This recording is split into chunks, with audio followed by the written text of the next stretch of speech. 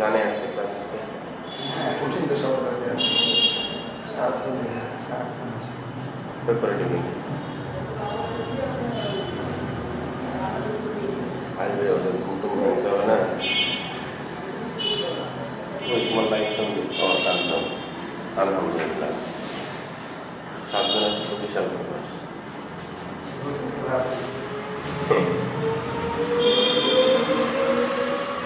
আচ্ছা, আমরা পড়াশোনা করি।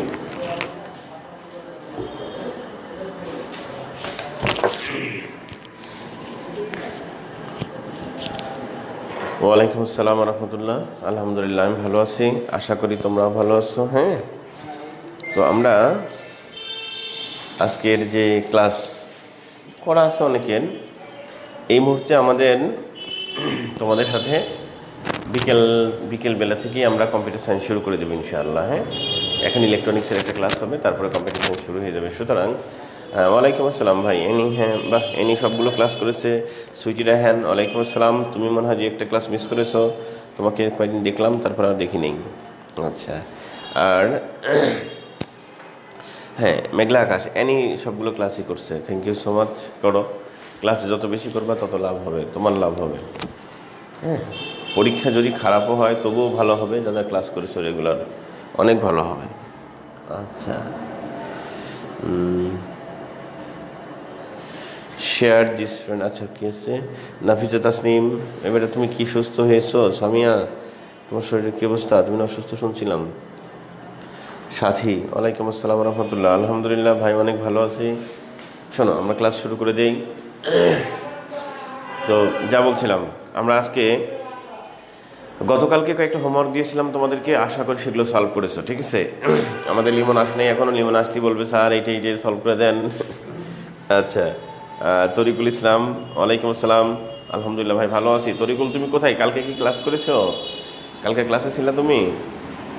আচ্ছা, তো আমরা এখন ইলেকট্রনিক্স শুরু করবো ইনশাআল্লাহ। হ্যাঁ, তো সবাই লেখো, টপিকের নাম লেখো ইলেকট্রনিক্স। আমরা শুরু করে দিই ক্লাসটা।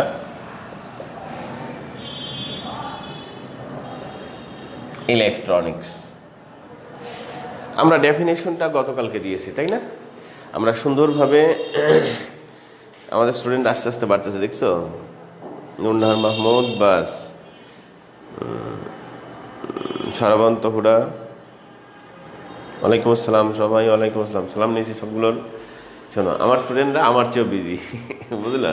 যে স্যার ক্লাসটা শুরু করুক, তারপরে আসি, একটু চাটা খেয়ে আসি। হ্যাঁ, বাস, 7 জন দিয়ে শুরু করলাম, 21, 22 জন হয়ে গেল, 23 জন হয়ে গেল। বাহ, আস্তে আস্তে বাড়তেছে আর কি। হ্যাঁ, ঠিক আছে, আমি জানি আমার স্টুডেন্টরা খুব বিজি। দেখো, তো ইলেকট্রনিক্স, হ্যাঁ, গতকালকে খুব মনোযোগ দিয়ে আমরা ক্লাসটা করব, কারণ এই হোললি ইলেকট্রনিক্স ক্লাসটা, এই ক্লাসটা যদি ভালো করে তুমি করো, একটু মানে মোটামুটি একটা অ্যাজাম্পশন নিয়ে নিতে পারো, তাহলে কম্পিউটার সায়েন্সে তোমার পথ চলাটা সুবিধা হবে। হ্যাঁ, আচ্ছা, নিখিলে ক্লাস, জি স্যার, আমাদের সবার জন্য দোয়া, অবশ্যই ইনশাল্লাহ ইনশাল্লাহ করবো, অবশ্যই ইনশাল্লাহ। হ্যাঁ, ওয়ালাইকুম আসসালাম সামিয়া। দেখো, আমরা ইলেকট্রনিক্সের ডেফিনেশন গত ক্লাসে শিখছিলাম, মনে আছে না ভাই? গত ক্লাসে আমরা ইলেকট্রিসিটি এবং ইলেকট্রনিক্সের ডেফিনেশন যা শিখছিলাম, জাস্ট রিভিশন দিচ্ছি। ইলেকট্রনিক্সের ডেফিনেশন আমরা শিখছিলাম যে ইলেকট্রনিক্স মিনস কে ইলেকট্রন যাবে through the semiconductor and vacuum. তাহলে আমাদের গত ক্লাসের সংজ্ঞা দেখো, গত ক্লাসের সংজ্ঞা আমরা লিখছিলাম যে ইলেকট্রনিক্স মানে হলো ইলেকট্রনের প্রবাহ, কার মধ্য দিয়ে? সবাই খেয়াল করিও ভাই, সেমিকন্ডাক্টর, খুব মনোযোগ দিয়ে, অনেক লম্বা আলোচনা, একটু মনোযোগ দিয়ে শুনুন। সেমিকন্ডাক্টর এবং কার মধ্য দিয়ে? ভ্যাকুয়ামের মধ্য দিয়ে, ভ্যাকুয়াম বা ভ্যাকুয়াম টিউব, যাই হোক, যা বলো। এখন এর মধ্য দিয়ে যখন ইলেকট্রনটা যাবে, গমন করবে, সেই ঘটনাকে, সেই ফিনোমিনাকে আমরা বলবো হচ্ছে ইলেকট্রনিক্স। তাহলে ইলেকট্রনিক্স হচ্ছে পদার্থবিজ্ঞানের, আধুনিক বিজ্ঞানের সেই ব্রাঞ্চ, যেখানে, সেই শাখা যেখানে ইলেকট্রনের প্রবাহ হবে সেমিকন্ডাক্টর এবং ভ্যাকুয়ামের মধ্য দিয়ে, সেই সংক্রান্ত বিষয় নিয়ে আলোচনা করা হবে। বোঝা যাচ্ছে? সেই সাবজেক্টের নাম হচ্ছে, হ্যাঁ এই যে আমাদের লিমন, জ্ঞানী মানুষ আসছো, হ্যাঁ থ্যাংক, তোমাকে খুঁজতেছিলাম। ওয়ালাইকুম আসসালাম রহমতুল্লাহ। আমি হতভাগ্য মিল না লিমন, তুমি তো অবশ্যই মহাভাগ্য। স্যার আমি আচ্ছা আচ্ছা না দিতে পারি না মানে শুকরিয়া করতে হবে, আল্লাহ তাআলা নিয়ামত বাড়াই দিবে। তোমার জন্যই তো আমি ওজন ভর এক্সপ্লেইন করেছি, হ্যাঁ কিন্তু সময় হচ্ছে 2 ঘন্টা, আমি কিন্তু সর্বোচ্চ ইফোর্ট দেই ক্লাসে। হ্যাঁ তরিকুল খেয়াল করো ভাই। তো ইলেকট্রন, লিমন খুব মনোযোগ দিয়ে ক্লাস করবা, হ্যাঁ পরে কোশ্চেন টোশ্চেন থাকলে পরে কথা হবে, আগে ক্লাসটা মনোযোগ দিয়ে করো। এখন কোনো কথা হবে না, এখন শুধু ক্লাস রিলেটেড কথা হবে। দেখো ভাই, ইলেকট্রন যাবে সেমিকন্ডাক্টর এবং ভ্যাকুয়ামের মধ্য দিয়ে, একটু মনোযোগ দিয়ে শুনিও। তো ইলেকট্রন যখন সেমিকন্ডাক্টর এবং ভ্যাকুয়ামের মধ্য দিয়ে যাবে, সেই ডিসকাশন, সেই আলোচনা হচ্ছে ইলেকট্রনিক্স। বাট বিসিএস এর সিলেবাসে তোমাদেরকে সহজ করে দিয়েছে। কি সহজ করে দিয়েছে জানো? তা হচ্ছে পিএসসি বলছে যে যেহেতু আমরা পিএসসি জানি আমরা সবাই তো সায়েন্স ব্যাকগ্রাউন্ড না, সেই জন্য একটা জিনিস সহজ করে দিয়েছে, সেটা হলো আমাদের সিলেবাসের মধ্যে ভ্যাকুয়াম টিউব নিয়ে কোনো আলোচনা নাই। শুধু এটা শুধু যে প্রিলিমিনারি ক্ষেত্রে প্রযোজ্য তা না, কিন্তু রিটেনের ক্ষেত্রেও ভ্যাকুয়াম টিউব সংক্রান্ত কোনো আলোচনা, এই কমপ্লেক্সিটিটা আমাদের সিলেবাসের মধ্যে নাই। সুতরাং আমাদের প্রিলি অথবা রিটেন যাই বলি না কেন, আমাদের সিলেবাসটা কিন্তু কঠিন হলেও তুলনামূলকভাবে সহজ, কারণ আমাদের সিলেবাসের মধ্যে শুধু সেমিকন্ডাক্টরটাকে হাইলাইট করা হয়েছে। অর্থাৎ এখান থেকে কি প্রমাণ করে দেখো তো ভাই, তাহলে আমরা আমাদের বিসিএস এর সিলেবাসে ইলেকট্রনিক্স যে পড়াশোনা করব, সেখানে আমরা অর্ধেক ইলেকট্রনিক্স পড়াশোনা করব। কি করব? অর্ধেক ইলেকট্রনিক্স পড়াশোনা করব। অর্ধেক ইলেকট্রনিক্স মানে কি ভাই, শোনো তো প্লিজ। অর্ধেক ইলেকট্রনিক্স মানে হচ্ছে আমরা ইলেকট্রনিক্সের একটা পার্ট হচ্ছে ভ্যাকুয়াম টিউব, সেই বিষয়টা নিয়ে আমরা একটু কথা বলবো না, আমরা শুধু কথা বলবো, কমপ্লিটলি কথা বলবো, হোললি ডিসকাস করব কার মধ্য থেকে? শুধু সেমিকন্ডাক্টর নিয়ে। তাহলে এখন আমাদের রেসপন্সিবিলিটি হচ্ছে, we have the on responsibility and first responsibility কোনটা? এইটা, যে ইলেকট্রন চলাচল করবে, যাতায়াত করবে কার মধ্য দিয়ে? সেমিকন্ডাক্টরের মধ্য দিয়ে। খুব মনোযোগ দিয়ে ক্লাসটা শুনবা। সেমিকন্ডাক্টরের মধ্য দিয়ে, সেই বিষয়টা আমরা এখানে ডিসকাস করব। বোঝা যাচ্ছে? সেখানে কতগুলো যন্ত্র তৈরি হবে, সেগুলোকে বলবো ইলেকট্রনিক ডিভাইস। সেখানে কতগুলো পড়াশোনা করব, কতগুলো বিষয়ে আলোচনা করব, সেইগুলোকে বলবো ইলেকট্রনিক্স। এখন খেয়াল করো, তাহলে ইলেকট্রন তো আমরা চিনি, আমরা গত ক্লাসে শিখছি, কেমিস্ট্রির ক্লাসে, ইলেকট্রিসিটির ক্লাসে।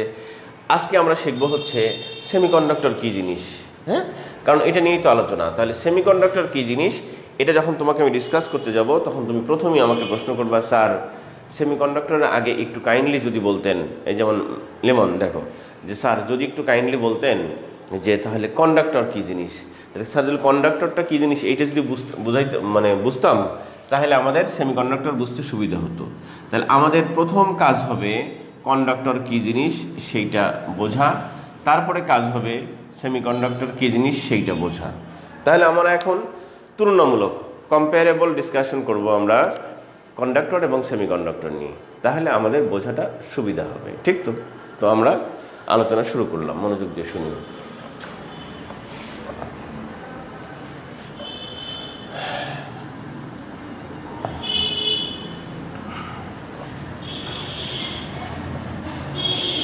সবাই একটু খেয়াল করো। তো এখানে আমরা প্রথমে শিখবো হচ্ছে আজকে কন্ডাক্টর, তারপরে শিখবো হলো সেমিকন্ডাক্টর। খেয়াল করো, পরে লেখা লাগবে।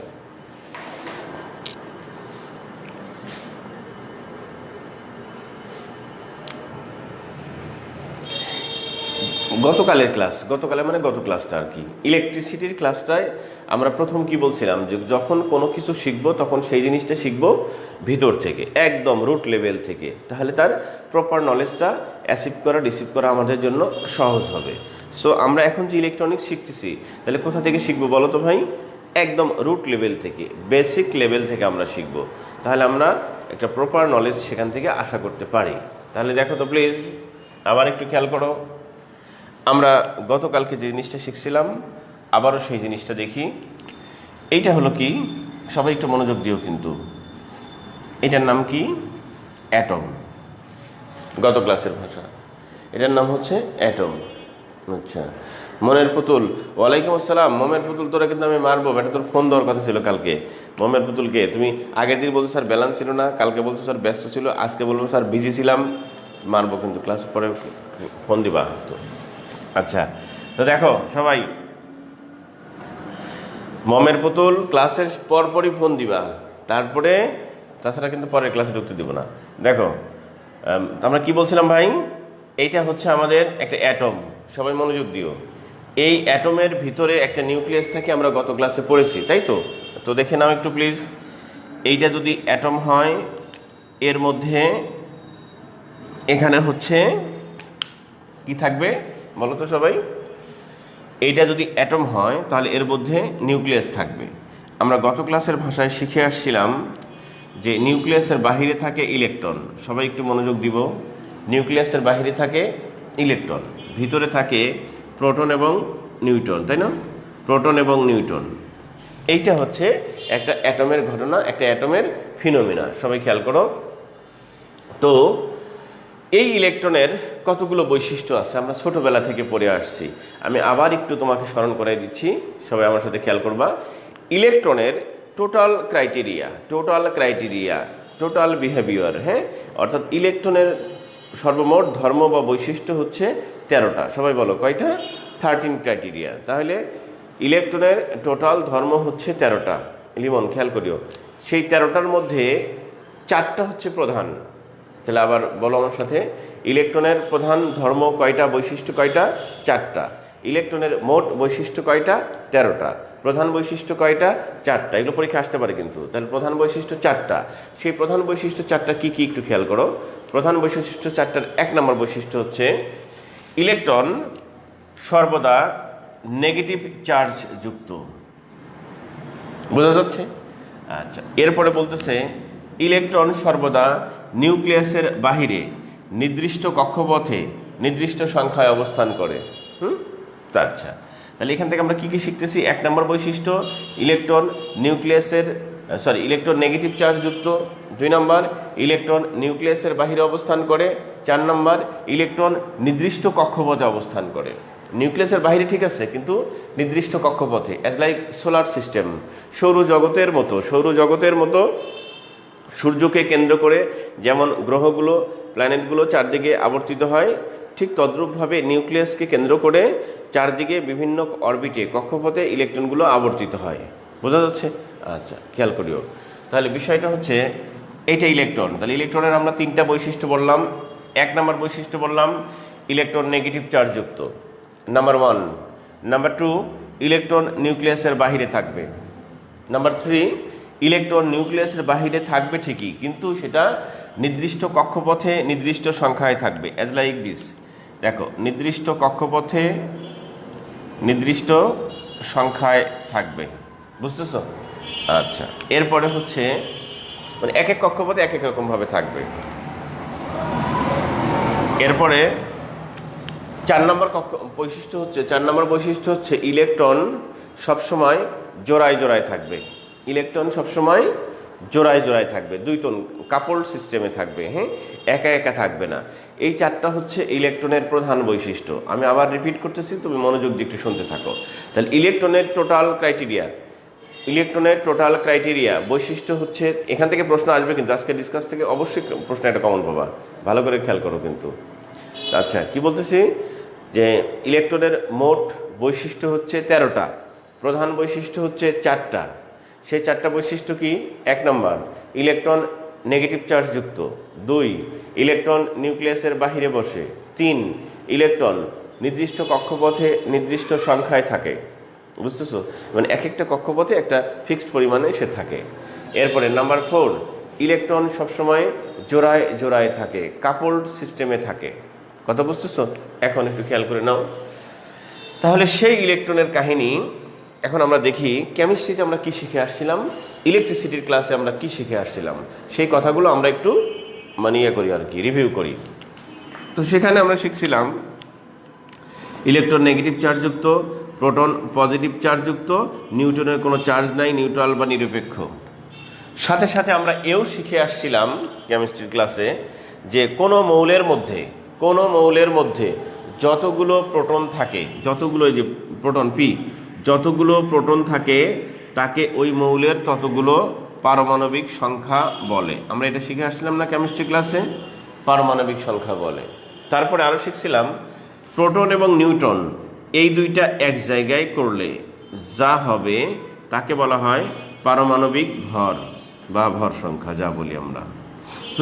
তাহলে একটু খেয়াল করো, আমরা বিগত ক্লাসগুলোতে কেমিস্ট্রি এবং বিশেষ করে ইলেকট্রিসিটির ক্লাসগুলোতে আমরা শিখে আসছিলাম যে ইলেকট্রন প্রোটন সংক্রান্ত কিছু অ্যাজাম্পশন। তা হচ্ছে প্রোটন কোনো মৌলের মধ্যে নিউক্লিয়াসে যতগুলো প্রোটন থাকে তাকে ওই মৌলের ততগুলো প্রোটনের সংখ্যা বা পারমাণবিক সংখ্যা বলে। আচ্ছা, প্রোটন এবং নিউট্রন দুইটা যোগ করলে একসাথে যে অ্যামাউন্ট হয় তাকে বলা হয় পারমাণবিক ভর বা ভর সংখ্যা, আমরা যেটা বলে থাকি। খেয়াল করো, এরপরে আমরা আরেকটা জিনিস শিখে আসছিলাম ইলেকট্রিসিটির ক্লাসে বা ওই কেমিস্ট্রি ক্লাসে। তা হচ্ছে দেখো প্লিজ, সেটা অ্যাজাম্পশনটা কি, যে কোনো মৌলের মধ্যে যতগুলো ইলেকট্রন থাকে ঠিক ততগুলোই প্রোটন থাকে। এটা কেমিস্ট্রি ক্লাসে শিখছিলাম, যতগুলো ইলেকট্রন থাকে ঠিক ততগুলোই প্রোটন থাকে। এই জন্য আবার চার্জগুলো পরস্পর কি বিপরীত, এই জন্য তারা পরস্পর যখন এক জায়গায় হয়ে যায় শান্তশিষ্ট হয়ে যায় এবং নিউট্রাল হয়ে যায়, ইকুইলিব্রিয়াম পজিশন হয়ে যায়। বোঝা যাচ্ছে, তাদের কোনো চার্জ থাকে না, কারণ এরও আকর্ষণ ওরও আকর্ষণ, দুইজন দুই রকম আকর্ষণ। যখন এক জায়গায় হয়ে গেছে তখন নিউট্রাল হয়ে গেছে, কথা বোঝা যাচ্ছে। সেই জন্য আমরা বলে থাকি একটা অ্যাটম সবসময় নিরপেক্ষ হয়ে থাকে, কারণ এখানে ইলেকট্রন এবং প্রোটন সবসময় সমান সংখ্যায় থাকে। তাহলে একটু মনোযোগ দিয়ে দেখবো আমার কথাগুলো প্লিজ। কোনো মৌলের পারমাণবিক সংখ্যা মানে, সবাই এই দিকে বোর্ডের দিকে তাকিয়ে কথাগুলো শোনো, কোনো মৌলের পারমাণবিক সংখ্যা মানেই হলো প্রোটন সংখ্যা, আর প্রোটন সংখ্যা মানেই হলো ইলেকট্রন সংখ্যা, কারণ এটা পরস্পর সমান। তাহলে আমরা সংক্ষেপে বলতে পারি পারমাণবিক সংখ্যা মানেই হচ্ছে ইলেকট্রন সংখ্যা, এই কথাটাও বলতে পারি। পারমাণবিক সংখ্যা মানে প্রোটন সংখ্যা, এই কথাটাও যেমন সত্য, সাথে সাথে এটাও সত্য, পারমাণবিক সংখ্যা মানে ইলেকট্রন সংখ্যা, কারণ ইলেকট্রন এবং প্রোটন সবসময় সমান থাকে পরমাণুর মধ্যে। ব্যাস, এবার খেয়াল করো, তাহলে এই যে এখন 3 নম্বর বৈশিষ্ট্য আমরা কি বলছিলাম দেখো তো। 3 নম্বর বৈশিষ্ট্য বললাম যে ইলেকট্রনগুলো নির্দিষ্ট কক্ষপথে নির্দিষ্ট সংখ্যায় থাকে, মানে এক একটা কক্ষপথে এক একটা থাকে। যেমন এটা যদি প্রথম এই যে সবুজ নীল চিহ্ন যেটা, এটা হচ্ছে সূর্য, তাহলে এটা প্রথম কক্ষপথ, এটা দ্বিতীয় কক্ষপথ, এটা তৃতীয় কক্ষপথ, হ্যাঁ, তারপরে ধরো পরেরটা আবার আসবে চতুর্থ কক্ষপথ, এরকমভাবে চলতে থাকবে অরবিটগুলো। তো কোন কক্ষপথে কয়টা ইলেকট্রন সাজানো থাকবে, বিন্যস্ত থাকবে, বিন্যাস করা থাকবে, সেটা যেই সূত্র দ্বারা নির্ধারণ করা হয়, নির্ণয় করা হয়, তাকে বলা হয় ইলেকট্রন বিন্যস্ত হওয়ার সূত্র বা ইলেকট্রন বিন্যাসের সূত্র। সেই ইলেকট্রন বিন্যাসের কয়েকটা সূত্র আছে, তার মধ্যে কমন এবং সবচেয়ে ছোট সবচেয়ে সহজ সূত্রটা হচ্ছে আমরা ছোটবেলা থেকে পড়ে আসছি, সেই সূত্রের নাম হচ্ছে 2n²। এই সূত্র দ্বারা ইলেকট্রনগুলো বিন্যস্ত থাকে অরবিটে। এখন এটা আমরা সবাই কিন্তু জানি। হ্যাঁ শাহিন, হ্যাঁ থ্যাংক ইউ শাহিন, শাহিন খুব অবিডেন্ট একটা স্টুডেন্ট, থ্যাংক ইউ ভাই। এদিকে খেয়াল করো শাহিন, তোমার ক্যাম্পাসে ক্লাস নাই এখন, ইউনিভার্সিটি ক্লাস থাকলে তুমি চলে যাও, সমস্যা নেই, যতক্ষণ ইউনিভার্সিটি ক্লাস না থাকে ততক্ষণ ক্লাস করো মনোযোগ দিয়ে। দেখো শাহিন সহ সকলেই তো 2n², মনোযোগ দেবো প্লিজ। 2n² হচ্ছে এমন একটা সংখ্যা, এমন একটা সূত্র, যেই সূত্র দিয়ে ইলেকট্রনগুলো ডিস্ট্রিবিউশন হবে বিভিন্ন অরবিটে, কক্ষপথে কয়টা করে ইলেকট্রন থাকবে। এখানে n মিনস হচ্ছে নাম্বার অফ অরবিট, কক্ষপথের সংখ্যা। কোন কক্ষপথ, 1 নম্বর না 2 নম্বর না 3 নম্বর, সেটা হচ্ছে n এর মান। তাহলে n মিনস হচ্ছে, n মিনস হলো এই যে এইগুলো, আর n হলো আমরা জানি পজিটিভ ইন্টিজার। পজিটিভ ইন্টিজার তোমরা জানো, পজিটিভ ইন্টিজার মানে সেটা অবশ্যই ধনাত্মক কিন্তু শূন্য নয়, শূন্য বাদ দিয়ে যে ধনাত্মক পূর্ণ সংখ্যাগুলো আছে তাকে বলা হয় পজিটিভ ইন্টিজার। তার n এর মান হচ্ছে পজিটিভ ইন্টিজার। হ্যাঁ আচ্ছা, দেখো তাহলে এই যে পজিটিভ ইন্টিজার n, তার মানে হচ্ছে পূর্ণ সংখ্যা ধনাত্মক কিন্তু শূন্য না। তাহলে কি হচ্ছে 1 2 3 4 etc so on, that is the value of n. এখন মনোযোগ দিব আমরা প্লিজ। এই সূত্র অনুসারে যদি আমরা বসাই তাহলে প্রথম কক্ষপথে কয়টা ইলেকট্রন পাওয়া যায়, আমরা পাবো না, আমরা দ্বিতীয় কক্ষপথে কয়টি ইলেকট্রন? সব পাবো, আমরা জানি ছোটবেলা থেকে। তবুও আরেকবার একটু দেখে নাও, আমার সূত্র ধীরে আরেকবার একটু দেখে নিই। 1 নম্বর কক্ষপথে ইলেকট্রনের সংখ্যা হবে, দেখো 1 নম্বর কক্ষপথ মিন্স n এর মান অন, তাহলে হবে 2 ইন্টু n এর মান অন স্কোয়ার সমান হবে 2 ইন্টু 1 ইকুয়াল টু 2। 2 নম্বর কক্ষপথে কি হবে ভাই দেখো তো, 2 নম্বর কক্ষপথে হবে 2 ইন্টু n এর মান কত? 2 স্কোয়ার, সুতরাং 2 ইন্টু 4 ইকুয়াল টু 8। 3 নম্বর কক্ষপথে কত হবে রে? দেখো প্লিজ, 3 নম্বর কক্ষপথে হবে 2 ইন্টু n এর মান 3 square equal to 2 into 9 equal to 18। Similarly number 4 নম্বর কক্ষপথে হবে 2 ইন্টু n এর মান 4, তাহলে 4 স্কোয়ার ইকুয়াল টু 2 ইন্টু কত? 4 4 16, তাহলে 16 দুগুণ হচ্ছে 32, এক্সেট্রা এক্সেট্রা সমান। হ্যাঁ, আমাদের লিমন বিজ্ঞানী কি বলছো? স্যার আমিও তো আপনার অনেক, অবশ্যই তুমি তো অনেক অবিডেন্ট। আচ্ছা, থ্যাংক ইউ। অবিডেন্ট খালি এভাবে বুঝলে হবে না, মাঝে মাঝে মিষ্টি নিয়ে আসতে হবে। হ্যাঁ, মিষ্টি টিষ্টি ঝাল টাল যা পারো আর কি, অথবা আমার কাছে আসলে আমিও খাওয়াই দিব, আসতে হবে এখানে আর কি। হ্যাঁ, আচ্ছা ঠিক আছে থ্যাংক ইউ লিমন, এমনি মজা করছি আর কি। হ্যাঁ, সবাই অবিডেন্ট, স্টুডেন্ট মানেই তো অবিডেন্ট। দেখো আমার স্টুডেন্টরা আমার অবিডেন্ট থাকে একেবারে, আমি বিশ্বাস করি। এবং সেটা যত মানে, যদিও আমার স্টুডেন্ট কখনো বেয়াদব না, যতটাই অবাধ্য থাকুক আমার ক্লাস আসলে বাধ্য হতে হবে। কারণ একটা আছে, সেটা হচ্ছে আমি আমার টিচারদের অবিডেন্ট ছিলাম। আমি কোনোদিন আমার শিক্ষকদের সাথে কখনোই কোনো বেয়াদবি তো প্রশ্নই আসে না, একদম উল্টাপাল্টাও কখনো কোনো আচরণ করি নেই, ভুলেও করি নেই, স্বপ্নেও দেখিনি কোনো স্যারের সাথে বেয়াদবি করতেছি। সুতরাং আমি কর্ডিয়ালি বিলিভ করি আমার স্টুডেন্ট অবশ্যই অবিডিয়েন্ট হবে। হ্যাঁ লিমন বিজ্ঞানী, দেখে খেয়াল করো। তো যা বলছিলাম, তো এই যে 2, 8, 18, 32 এগুলো হচ্ছে কি খেয়াল করো, এগুলো হচ্ছে ইলেকট্রন সংখ্যা কক্ষপথ অনুসারে। তাহলে এই যে আমরা একটা 2, 8, 18, 32 এইগুলো পেলাম, একটু খেয়াল করো ইলেকট্রনের সংখ্যা। হ্যাঁ হ্যাঁ হ্যাঁ হ্যাঁ হ্যাঁ ঠিক আছে অনিতা ভাই, এদিকে খেয়াল করো, ধন্যবাদ তোমাকে। এদিকে তো আমরা এখানে 2, 8, 18, 32 খেয়াল করি ভাই, এই যে ইলেকট্রন সংখ্যাগুলো এইভাবে বিন্যস্ত হয়, এইটা হলো সেই সূত্র, তাই না? একে আমরা বলি ইলেকট্রন বিন্যাসের সূত্র। তাহলে সবাই একটু লাউডলি আমার সাথে, তো আমি জানি তোমরা পারো, হ্যাঁ, তবু আমার সাথে একটু কাইন্ডলি বলবা। হ্যাঁ, আচ্ছা অনিতা রানী, তারপরে হচ্ছে হ্যাঁ অবশ্যই হ্যাঁ লিমন। দেখো তাহলে ভাই সবাই একটু আমার সাথে রিপিট করো। হ্যাঁ, তাহলে ইলেকট্রন প্রথম কক্ষপথে, সবাই যে যেখানে আছো সেখান থেকে আমার সাথে কথা বলবা। হ্যাঁ, আমার শোনা দরকার নাই, তোমরা বললেই হবে। তো প্রথম কক্ষপথে কয়টা ইলেকট্রন থাকে? সবাই বলো। 2টা। দ্বিতীয় কক্ষপথে 8টা, তৃতীয় কক্ষপথে 18টা, চতুর্থ কক্ষপথে 32টা। এই সংখ্যাগুলোকে কি বলা হয়? ইলেকট্রন বিন্যাসের সূত্র বলা হয়। ফাইন, এবার খেয়াল করো, এখন আমি যেই কথাটা এখানে, যে চিত্রটা এখানে আঁকলাম, যে ডিসকাশনটা তোমাদের সাথে করলাম, এটা কয়টা মৌলের ক্ষেত্রে প্রযোজ্য? 1টা না 2টা মৌলের ক্ষেত্রে প্রযোজ্য? হ্যাঁ, অবভিয়াসলি এটা এ যাবত আবিষ্কৃত পৃথিবীর সকল মৌলিক পদার্থের ক্ষেত্রেই প্রযোজ্য। তাহলে আমরা কেমিস্ট্রি ক্লাসে শিখছিলাম, লিমন দেখো, অনিতা দেখো, পৃথিবীতে আমরা এ যাবত 2015 সালের 30 December according to announcement of IUPAC, মানে international union of pure and applied chemistry, তাদের ভাষ্য অনুসারে, তাদের ওয়েবসাইটে, তাদের অথেন্টিকেশনে 2015 সালের 30 ডিসেম্বরের লাস্ট অ্যানাউন্সমেন্ট করেছে তারা হলো কি? আনান অক্টিয়াম, 218তম একটা ধাতু, আর্টিফিশিয়াল ধাতু, কৃত্রিম মৌল। তাহলে আমরা জানতে পারি এ যাবত আবিষ্কৃত মৌলিক পদার্থের সংখ্যা হচ্ছে কত? 118টা। তাহলে সেটা হচ্ছে কি নাম? আনান অক্টিয়াম। তো এই 118তম মৌল তাদের 30 ডিসেম্বর তাদের ওয়েবসাইটে প্রকাশ করেছে 2015 সালে। এ যাবত আর কোনো আপডেট আসে নাই, তাহলে আমরা ধরেই নিব 119 বলতে কিছু না, 118টা হচ্ছে মৌলিক পদার্থ। এই কথাগুলো আমরা কেমিস্ট্রি ক্লাসে শিখেছিলাম, আমরা এখানে একটু রিপিট করলাম যেন মনে থাকে। তাহলে দেখো তো ভাই, তো এই যে 118টা মৌলিক পদার্থ, তাহলে obviously we can say that 118টা মৌলিক পদার্থের ক্ষেত্রেই এই সমস্ত কথাবার্তাগুলো প্রযোজ্য, কোনো সন্দেহ নাই এতে। এখন এই যে 118টা মৌলিক পদার্থ, তার মধ্যে গুরুত্বপূর্ণ মৌলিক পদার্থগুলো কি কি আমরা আমাদের ক্লাসের আলোকে আলোচনা করি। আমরা গত ক্লাসটা কিসের উপর নিয়েছিলাম? গত ক্লাসটা আমরা নিয়েছিলাম হচ্ছে ইলেকট্রিসিটির উপরে। তাহলে ইলেকট্রিসিটির উপরে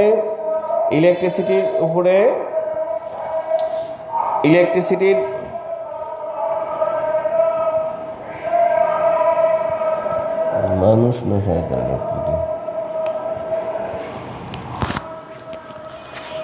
খেয়াল করো, তাহলে আমাদের যে 118টা মৌলিক পদার্থ এ যাবত ইনভেন্টেড হয়েছে, সে 118টা মৌলিক পদার্থের মধ্যে, প্লিজ লিসেন টু মি, আমরা ইলেকট্রিসিটির ক্লাসে যা আলোচনা করেছিলাম বিদ্যুৎ নিয়ে, সেখানে আমরা কিছু কথা বলছিলাম, বিদ্যুৎ নিয়ে পড়াশোনা করেছিলাম, এসিডিসি নিয়ে।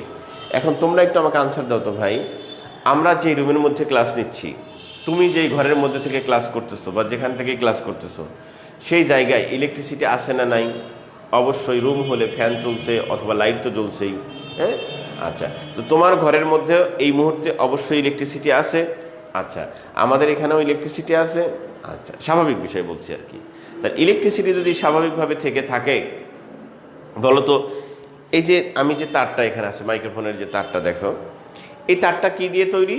তুমি এদিকে তাকিয়ে বলে দিতে পারবা স্যার এখানে দুইটা এলিমেন্ট আছে। নাম্বার ওয়ান, উপরে একটা জ্যাকেট আছে, অপ্রয়োজনীয় জ্যাকেট, কিন্তু এটা দেওয়া হয়েছে সেফটির জন্য। এই জ্যাকেটটার নাম হচ্ছে পলিমার, ঠিক না? নাইলন পলিমার, এইটা দিয়ে আমরা প্লাস্টিক দিয়ে এটা লাগাই দিছি, মানে একে আমরা একেবারে সংক্ষেপে ভাষায় বলবো পলিমার। তাহলে এই জ্যাকেটটার নাম পলিমার। আর ভিতরে এই জ্যাকেটটা কেটে ফেললে, পলিমারটা কেটে ফেললে আমরা দেখব ভিতরে তামার তার আছে, তামার তার।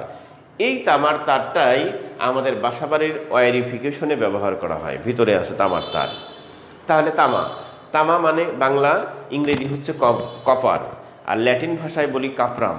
সেই জন্য আমাদের তামার উচ্চারণ করে থাকি আমরা সিইউ, এরকম লিখে থাকি না? সিইউ, চট্টগ্রাম বিশ্ববিদ্যালয়, তো সিইউ লিখে থাকি। দেখো তো সবাই একটু মনোযোগ দিও, সিইউ। আচ্ছা, আবার তোমরা মাঝে মাঝে এটাও শুনে থাকবা, ঢাকা শহরে আগে যে লাইটগুলো ছিল বা বিভিন্ন শহরেই ছিল প্রায়, সেটা হচ্ছে রাত্রিবেলায় লাইটগুলো জ্বললে কেমন যেন ঝাপসা ঝাপসা ঘোলা ঘোলা দেখা যায় ওই রাস্তার লাইটগুলো। আমরা বলতাম যে না রে, এটা এরকমই, এটার নাম হচ্ছে সোডিয়াম বাল্ব। তোমরা প্রায় নাম শুনে থাকবা, এখন অনেক জায়গায় আছে সোডিয়াম বাল্ব। তো প্লিজ খেয়াল করো, তার মানে আমাদের বিদ্যুতের সাথে কমনলি অলরাইট সারা পৃথিবীতে সাধারণভাবে আমরা দুইটা ধাতু ব্যবহার করে থাকি, দুইটা মৌল ব্যবহার করে থাকি। একটা হচ্ছে কপার আর একটা হচ্ছে সোডিয়াম। সোডিয়ামটা বেশি suitable, but unfortunately sodium collect করা কস্টেবল, বেশ ব্যয়বহুল। এই জন্য আমরা সোডিয়ামটা কম, মানে এটা পর্যাপ্ত হওয়ার কারণে, অপর্যাপ্ত হওয়ার কারণে আমরা কপারটা বেশি ব্যবহার করি, ইজি, দামও কম। তো যাই হোক, তাহলে কপার অথবা সোডিয়াম, এই দুইটা মৌল, দুইটা এলিমেন্ট, দুইটা মেটাল, দুইটা ধাতু আমরা সবসময় বিদ্যুতের ক্ষেত্রে ব্যবহার করে থাকি। That is the natural phenomena. এবার দেখো, তাহলে আমরা কপারের কথা লিখলাম সিইউ। সিমিলারলি আমাদের কি আরেকটা কি? সোডিয়াম। সোডিয়াম হচ্ছে ইংরেজি উচ্চারণ সোডিয়াম, ল্যাটিন নাম নেটেরিয়াম, সেই জন্য NA দিয়ে লিখলাম, সিইউকে, কপারকে সিইউ দিয়ে লিখলাম। বুঝতেছো? আচ্ছা, এখন বলো তো ভাই, আমরা জাস্ট গত ক্লাসের সাথে মিল লিখে উদাহরণটা দিচ্ছি, বোঝার সুবিধা হবে। তো দেখো, আমরা যে আলোচনাগুলো করলাম, এই যে এতক্ষণ ভরা এই সমস্ত আলোচনা করলাম, এই আলোচনাগুলো কি, এই আলোচনাগুলো কি, এই শর্তগুলো কি, এই ডিসকাশনটা কি এই দুইটা মৌলের ক্ষেত্রে অ্যাপ্লিকেবল, প্রযোজ্য? অবশ্যই প্রযোজ্য, ঠিক না? কারণ এটা তো সকল মৌলের ক্ষেত্রেই এই ধর্মগুলো বিদ্যমান।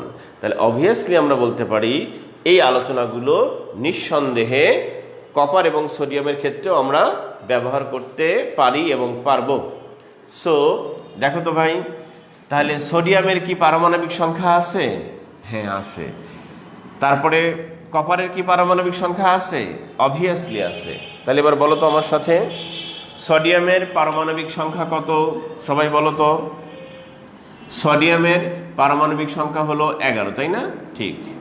কপারের পারমাণবিক সংখ্যা হলো 29, ঠিক না? এবার বলো তো ভাই, যে এই সোডিয়াম এবং কপার, তাদের ইলেকট্রনগুলো তো এইভাবেই বিন্যস্ত হবে, ঠিক না?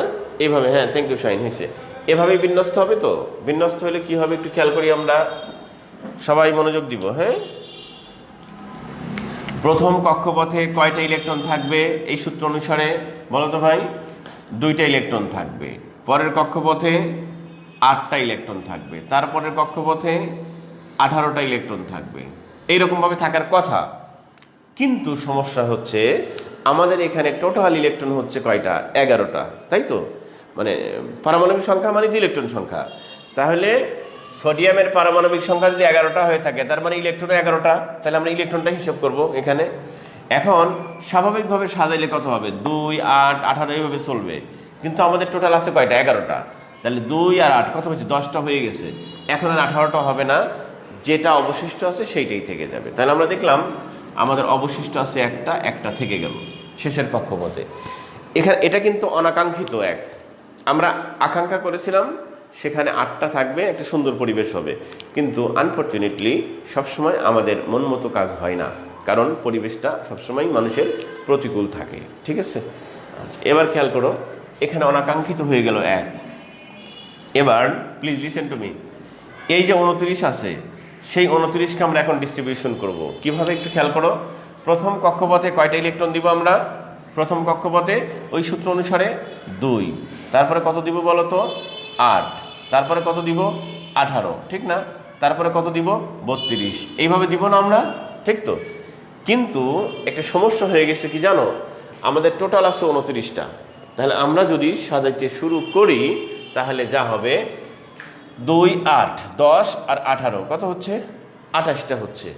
তো আমাদের আছে হচ্ছে 29টা। সুতরাং আমাদের এখানে আকাঙ্ক্ষাটা পূরণ হবে না। জীবনে সবসময় কিছু কিছু অতৃপ্ত থেকে যাবে মানুষের হৃদয়ে। অতৃপ্তি থাকবে বিধায় মহান আল্লাহ তাআলা তার কি হচ্ছে যে তিনি যে একজন আছেন, সৃষ্টিকর্তা যে একজন আছেন, এটাই বোঝায়, সিগন্যাল দেয়। হ্যাঁ, সামথিং ল্যাক্স, হ্যাঁ, ইন ইউর লাইফ। তোমার জীবনে যখনই কোনো কিছুর অপূর্ণতা থাকবে, তখনই তুমি কিন্তু একটা আকাঙ্ক্ষা বা একটা অপূর্ণতার বেদনায় ওটাকে পূর্ণ করার জন্যই তুমি মুভ করবা। মানুষ কখনোই পূর্ণ না। পূর্ণ হলে সে কখনোই কি করে না? মুভ করে না। তার মধ্যে সবসময় একটা আকাঙ্ক্ষা, একটা ল্যাক্স সামথিং তাকে রিসিভ করতে হবে, অ্যাসিভ করতে হবে, এই নেশাটা, এই আশাটা, এই স্পিরিটটা তার ভিতরে সবসময় কাজ করে। যেদিন ক্লোজ হয়ে যায় সেদিন সেও পৃথিবী থেকে ক্লোজ হয়ে যায়। সুতরাং সবসময় একটা ন্যাচারাল বিহেভিয়ার, হ্যাঁ, একটা আকাঙ্ক্ষা থাকবেই তার লাইফে। সো পজিটিভ হোক আর নেগেটিভ হোক, আমরা আশা করি পজিটিভটাই থাকবে। তো দেখো এখানে খেয়াল করো, এখানে আমাদের আকাঙ্ক্ষা ছিল এখানে হবে 32, বাট আনফর্চুনেটলি আমাদের সেটা অতৃপ্ত হয়ে গেল, আমাদের 32টা নাই। বিকজ আমাদের টোটাল হচ্ছে 29টা, তাহলে 28টা আর আছে একটা, যা আছে অবশিষ্ট সেটা নিয়ে জীবন কাটাইতে হবে। সো আমরা রাখলাম হচ্ছে 1। এখানেও কিন্তু একটা অতৃপ্তের বেদনা থেকে গেল। এটা অনাকাঙ্ক্ষিত। দেখো আমি এগুলো কিন্তু রেড সিগন্যাল দিচ্ছি, কারণ এটা হচ্ছে আমাদের কাঙ্ক্ষিত না, অনাকাঙ্ক্ষিত বিষয়। অনাকাঙ্ক্ষিত বিষয়, সেই জন্য আমরা রেড সিগন্যাল দিয়ে রাখলাম এখানে, বোঝাচ্ছি এখানে সামথিং ল্যাক্স। এবার কপার গেল। এই দুইটা গত ক্লাসের উদাহরণ দিলাম। এখন আজকে আমরা ইলেকট্রনিক্স পড়ব, পরে বোঝাচ্ছি। আগামী ক্লাসে ইনশাল্লাহ বিকেলবেলা থেকে আমরা কম্পিউটার সায়েন্সের ক্লাস স্বাভাবিকভাবে শুরু করব, হ্যাঁ, অ্যাজ ফার অ্যাজ পসিবল। হ্যাঁ, তো সেখানে একটু খেয়াল করো প্লিজ। কম্পিউটার সায়েন্সের ক্লাসে যখন পড়ব, তখন আমরা বিগত সালের কোশ্চেনগুলোর দিকে যদি একটু তাকাই, তাহলে দেখতে পাবো সেখানে 5 বার অথবা 6 বার কোশ্চেনটা আসছে, দুইভাবে আসছে কোশ্চেনটা, যে বর্তমান কম্পিউটারে অর্ধপরিবাহী হিসেবে কোন মৌলটি ব্যবহার করা হয়। সেখানে আসছে সিলিকন, এটা 3 বার অথবা 4 বার আসছে। আরেকটা প্রশ্ন আসছে ঘুরিয়ে, সেই প্রশ্ন আসছে বর্তমান ট্রানজিস্টরে সিলিকনের পরিবর্তে কোন অর্ধপরিবাহীটি ব্যাপকভাবে ব্যবহৃত হচ্ছে, সেটা হচ্ছে জার্মেনিয়াম। তাহলে এটা এই দুইটা মিলে 5টা অথবা 6টা প্রশ্ন বলা যায় বিসিএস এর, ডিরেক্টলি বিসিএস। আর নন বিসিএস তো হাজার হাজার প্রশ্ন আসছে। তাহলে আমরা দেখতে পাচ্ছি বিসিএস এর দৃষ্টিকোণ থেকে আমরা যখন কম্পিউটার সায়েন্স পড়ব, দ্যাট মিনস নেক্সট ক্লাস, পরবর্তী ক্লাসটা। আর এই উদাহরণটা দিলাম প্রিভিয়াস ক্লাস, গত ক্লাসের এই দুইটা উদাহরণ টানলাম, আর আগামী ক্লাসের দুইটা উদাহরণ টানলাম, যা পড়তে যাব দুপুরের পরে কম্পিউটার সায়েন্সের। সেখানে আমরা দুইটা মৌল পাবো অর্ধপরিবাহী হিসেবে, কি? সিলিকন এবং জার্মেনিয়াম, রাইট? সো দেখো আমরা ওই দুইটা একটু উদাহরণ নিয়ে আসি। সিলিকন এই 118টা মৌলের মধ্যেই, তো সেই সিলিকন হচ্ছে SI দিয়ে প্রকাশ করে। আর একটা হলো জার্মেনিয়ামকে GE দিয়ে লেখা হয়। হ্যাঁ, খেয়াল করো। এখন এই যে সিলিকন সকল ইলেকট্রনিক্সের মূল, এই যে জার্মেনিয়াম সকল ইলেকট্রনিক্সের মূল, এই দুটোই তো মেইন আর কি। এবার খেয়াল করো প্লিজ, সিলিকন এবং জার্মেনিয়ামের ক্ষেত্রে দেখো তো ভাই, এই কথাগুলো কি সত্য? তুমি বলবা অবভিয়াসলি সত্য স্যার, ঠিক না? এবার সিলিকনের তাহলে পারমাণবিক সংখ্যাটা কত বলো তো? হ্যাঁ, 14, আমরা জানি সবাই। এরপরে জার্মেনিয়ামের ইলেকট্রন সংখ্যা কত, মানে পারমাণবিক সংখ্যা কত? সিলিকনের পারমাণবিক সংখ্যা 14, আর জার্মেনিয়ামের পারমাণবিক সংখ্যা হচ্ছে 32, 32। তাহলে আমরা সিলিকনের পারমাণবিক সংখ্যা লিখলাম 14, 14, আর জার্মেনিয়াম হচ্ছে 32, রাইট। এখন এইগুলো যদি পারমাণবিক সংখ্যা হয় তাহলে আমাদের চিত্রটা তো মুছে নেই, এখনো রাখছি সামনে। এটা ক্লিয়ারলি প্রুভস দ্যাট যাহা পারমাণবিক সংখ্যা তাহাই কি বলা হয় ইলেকট্রন সংখ্যা, মানে সেইটাই পারমাণবিক সংখ্যা। তার পারমাণবিক সংখ্যা মানেই হলো ইলেকট্রন সংখ্যা, এই কথাও বলা যায়। তাহলে এটা হচ্ছে পারমাণবিক সংখ্যা, মানে এটাই হচ্ছে ইলেকট্রন সংখ্যা। তাহলে ইলেকট্রনগুলো আমরা সাজাবো এই সূত্র অনুসারে, খেয়াল করিও সবাই প্লিজ। তাহলে প্রথম কক্ষপথে কয়টা হবে ভাই? 2, তারপরে 8। এগুলো ন্যাচারাল বিহেভিয়ার, এটা হবেই, এই সূত্রগুলো বসবেই, ঠিক তো? হ্যাঁ, thank you Jannatul Ferdous, thank you. আচ্ছা, এবার খেয়াল করো। হ্যাঁ, জান্নাতুল ফেরদৌস, তুমিও রেগুলার ক্লাস করতেছো দেখলাম। একটা জান্নাতুল ফেরদৌস লিখছি, সেইটা কই? ওইটা কয়েকবার দেখলাম, কয়েকদিন দেখলাম, ওকে কালকে দেখিনি মনে হয়। জান্নাতুল ফেরদৌস, তুমি কি যে জান্নাতুল ফেরদৌস তুমি না একজন?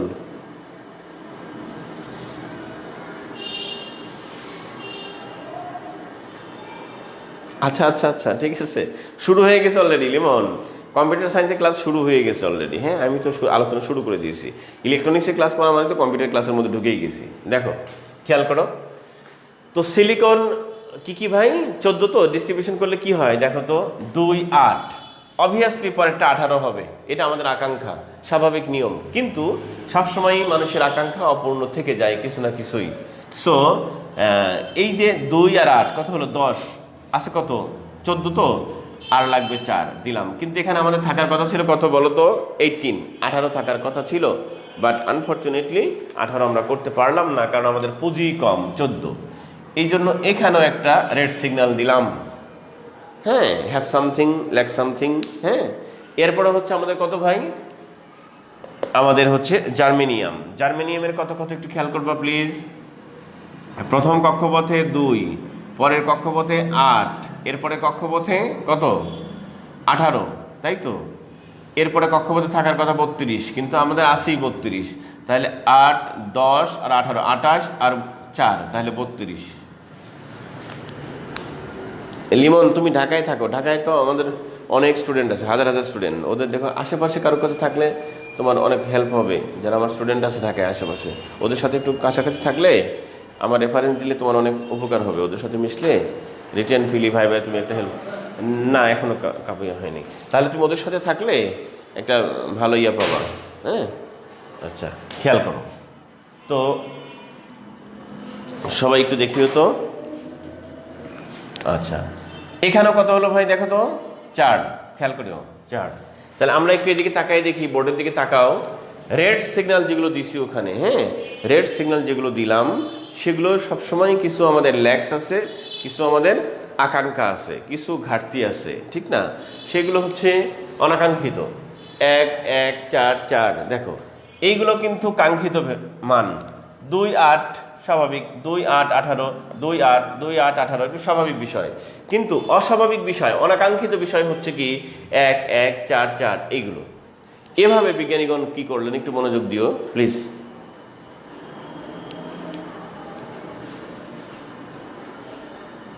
অবশ্যই ইনশাল্লাহ। দেখো লিমন, তো এখানে তার চেয়ে বেশি পাবা, খেয়াল করো তো। এখানে যা আছে এইভাবে বিজ্ঞানীগণ এই যে আইইউপ্যাক যেটা সাজেস্ট করলো আমাদের, দেখো তো ভাই, আইইউপ্যাক যেটা সাজেস্ট করলো, আইইউপ্যাক যেটা সাজেস্ট করলো কত? 2015 13 ডিসেম্বর। হ্যাঁ, এদের যে ঘোষণাটা, সেই ঘোষণা অনুসারে আমরা পেলাম কত?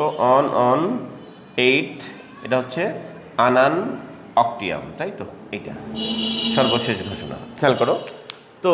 যা হোক, তারা যখন আমাদেরকে বলল যে স্যার, এভাবে পৃথিবীর সমস্ত মৌলগুলোকে যদি আপনি ক্লাসিফাই করেন অন দ্য বেসিস অফ ইলেকট্রনের উপর ভিত্তি করে, দ্যাট মিনস ইলেকট্রনের বিন্যাসের উপর ভিত্তি করে। আচ্ছা আচ্ছা আচ্ছা, কুইল বিশ্বর উত্তরা তো অনেকে আছে। উত্তরা যে তোমাদের পাশে এখানেও আছে, বিমানবন্দরে এখানেও অনেকেই আছে। তো মালিবাগের দিকে থাকলে অনেক পাবা, মালিবাগের, তারপর ফার্মগেট মিরপুরে থাকলে প্রচুর পাবা। তবুও তোমার আশেপাশে আছে, শারমিন্দা আছে, আরিফ আছে, হ্যাঁ, অনেকেই আছে ওই পাশে। ওদের সাথে দেখি ওদের কন্ট্যাক্ট দিয়ে দেবো। খেয়াল করো। তো আমরা যা বলছিলাম একটু মনোযোগ দিব প্লিজ। তো এইভাবে তারা বলল, আইইউপ্যাক বলল যে এ যাবত আবিষ্কৃত মৌলিক পদার্থগুলোকে সবাইকে যদি তুমি ডিস্ট্রিবিউশন করো, সাজাও on the basis of electron, ইলেকট্রনের উপর ভিত্তি করে, তাহলে দেখা যাবে সর্বশেষ কক্ষপথে এইরকম কিছু অপ্রয়োজনীয়, অনাকাঙ্ক্ষিত কিছু ইলেকট্রন থেকে যাবে, যা তোমার পরিপূর্ণ আশাটা পূরণ করবে না, একটু হলেও ল্যাক্স থেকে যাবে। সেই কথাগুলো বিজ্ঞানীরা বললেন যে এভাবে যদি আমরা সবগুলো মৌলকে সাজাই, তাহলে সর্বশেষ কক্ষপথে কখনো কখনো পাবো 1, কখনো কখনো পাবো 2, কখনো কখনো পাবো হচ্ছে 3, কখনো কখনো পাবো হলো 4, কখনো বা পেতে পারি 5, এইভাবে এক্সেট্রা এক্সেট্রা পাবো, বিজ্ঞানীরা বললেন। তো এভাবে সর্বশেষ, একটু মনোযোগ দিয়ে শোনো, এভাবে সমস্ত মৌলগুলোকে তুমি যদি ক্লাসিফাই করো on the basis of electron, তাহলে তুমি দেখতে পাবা এই যে সর্বশেষ কক্ষপথে কখনো থাকবে 1, কখনো থাকবে 4, কখনো 2, কখনো 3, কখনো 5, এরকম অপ্রয়োজনীয় অনাকাঙ্ক্ষিত কিছু ইলেকট্রন তোমার সর্বশেষ কক্ষপথে থেকেই যাবে। তো আইইউপ্যাকের বিজ্ঞানীগণ তেনারা একসাথে অ্যানাউন্সমেন্ট করলেন যে ইলেকট্রন বিন্যস্ত করলে সর্বশেষ কক্ষপথে যে অপ্রয়োজনীয় অনাকাঙ্ক্ষিত কিছু এক্সট্রা ইলেকট্রন থেকে যায়, সেই ইলেকট্রনগুলোকে তারা একটা নাম দিলেন। সেই নামটা হচ্ছে, খুব মনোযোগ দিয়ে শুনবা, ইলেকট্রন বিন্যাস করলে সর্বশেষ কক্ষপথে যে ইলেকট্রনগুলো থেকে যায় অনাকাঙ্ক্ষিত, সেই ইলেকট্রনগুলোকে তারা ডিফাইন করলেন, সংজ্ঞায়িত করলেন কি বলে? ভ্যালেন্সি বা যোজনী বলে। তাহলে আমরা আজ থেকে জানবো যে ভ্যালেন্সি বা যোজনী কি জিনিস। ইলেকট্রনগুলোকে, ওই মৌলের ইলেকট্রনগুলোকে বিন্যস্ত করলে সূত্র অনুসারে সর্বশেষ কক্ষপথে যে অনাকাঙ্ক্ষিত এক্সট্রা অতিরিক্ত যে ইলেকট্রনগুলো থেকে যায়, তাহাকেই বলা হয় ওই মৌলের ভ্যালেন্সি বা যোজনী। মনে থাকবে? তাহলে আমরা এই যে এইরকম রেড সিগন্যাল দিলাম, এগুলোকে আমরা কি বলতে পারি? That is valency, that is valency বা যোজনী। তাহলে এইগুলো আমি যেখানে যে সংখ্যাগুলো লিখলাম, অঙ্কগুলো লিখলাম, এগুলো কি বলো তো ভাই? এগুলোর নাম হচ্ছে ভ্যালেন্সি, এগুলোর নামই হচ্ছে যোজনী। মনে থাকবে সবার? আচ্ছা, এবার খেয়াল করো তো ভাই। তো বিজ্ঞানীদের একটা সবচেয়ে বড় প্রবলেম কি জানো? বিজ্ঞানীদের একটা বড় প্রবলেম হচ্ছে, সেটা হলো যে তারা কোনো জিনিসের সহজেই একটা সমালোচনা করে বসে। তবে আরেকটা পজিটিভ দিক হচ্ছে, অশিক্ষিত মানুষ, মূর্খ মানুষ, ঠিক আছে, এরা যেমন কোনো জিনিসের সমালোচনা করে, তাদের উদ্দেশ্য থাকে কাউকে হেয় প্রতিপন্ন করা। বাট আনফর্চুনেটলি যারা শিক্ষিত মানুষ, যারা জ্ঞানী মানুষ, যারা সায়েন্টিস্ট, যারা গবেষক, বোঝা যাচ্ছে, তারা কখনোই সমালোচনা কাউকে ছোট করার জন্য, হেয় করার জন্য করেন না। তাদের সমালোচনা, তাদের ক্রিটিসিজম থাকে যে তোমার ম্যানকাইন্ড, মানবতার কিভাবে উপকার করবে, মানুষের কিভাবে উপকার করবে, সবসময় তাদের এই চিন্তাটা মাথায় থাকে। যদি তিনি সত্যি সত্যি সুশিক্ষিত মানুষ হন, জ্ঞানী মানুষ হন, বিজ্ঞানী হয়ে থাকেন। সো বিজ্ঞানীদের কাজই হচ্ছে সমালোচনা করা, কিন্তু কারোর ক্ষতি করা নয়, কাউকে হেয় প্রতিপন্ন করা নয়, কারণ ওখান থেকে কিছু একটা বের করে নিয়ে আসা। সো বিজ্ঞানীরা এখানে আবার ক্রিটিসিজম, তাদের অ্যাভেলেবেল ক্রিটিসিজম, অসংখ্য সমালোচনা তুমি পাবা। তারা কি সমালোচনা করলেন? মনোযোগ দিও। তাদের সমালোচনা হচ্ছে, সমালোচনা কাকে বলে? সমালোচনা মিনস হচ্ছে কোন একটা আইডলের সাথে সিমিলারিটি অথবা dissimilarity, that is called criticism.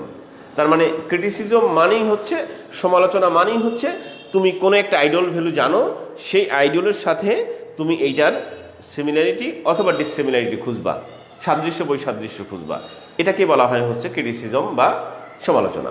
তো ওনারা এখানে একটা ক্রিটিসিজম নিয়ে আসলেন, সমালোচনা নিয়ে আসলেন। সেটা হচ্ছে এই যে নাম্বারগুলো আমরা দেখতে পাচ্ছি বা ডিজিটগুলো দেখতে পাচ্ছি, that is two types, that is two types. একটা হচ্ছে ইভেন নাম্বার, একটা হচ্ছে ওড নাম্বার, একটা জোড়, একটা বিজোড়, তাই না? দেখো তো ভাই, তাহলে আমরা এইদিকে তাকাই, দেখতে পাচ্ছি কে কে, সবাই খেয়াল করো তো। 1, 1, 3, 5, 7, এগুলো কি হচ্ছে? বিজোড় না? এগুলো বিজোড়।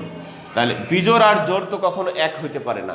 বিজ্ঞানীদের কথা হচ্ছে বিজোড় আর জোড় কখনো এক হইতে পারে না, আলাদা আলাদা জিনিস। সুতরাং বিজোড়গুলোর ওনারা একটা ক্রাইটেরিয়া অবলম্বন করলেন, আবার জোড়গুলোর একটা ক্রাইটেরিয়া ওনারা অবলম্বন করলেন বা খুঁজলেন। তো প্রথমে আগে বিজোড়গুলো নিয়ে আমরা আলোচনা করি। এই যে 1, 3, 5, 7 এক্সেট্রা এক্সেট্রা সো অন, এগুলোর মধ্যে কি হইতে পারে? তো আমরা এতক্ষণ যে আলোচনাটা করলাম, প্রায় 1 ঘন্টা আলোচনা করলাম কাছাকাছি, সেই আলোচনাটার বেসিস ছিল আমাদের কি? সেই আলোচনাটা বেসিস ছিল ইলেকট্রনের থার্ড ক্রাইটেরিয়া। ইলেকট্রনের 3 নম্বর বৈশিষ্ট্য নিয়ে আমরা কিন্তু এত কথা বলেছি। ইলেকট্রনের 3 নম্বর বৈশিষ্ট্য কি ছিল ভাই? দেখো তো, ইলেকট্রনের 3 নম্বর বৈশিষ্ট্য ছিল যে ইলেকট্রন বিভিন্ন কক্ষপথে কয়টা করে কিভাবে থাকে, তাই না? সেইটা খুঁজতে খুঁজতে আমাদের প্রায় 50 মিনিট, 40 মিনিট, 45 মিনিট সময় আমরা পার করে দিয়েছি। এখন আমরা খেয়াল করবো, প্লিজ লিসেন টু মি।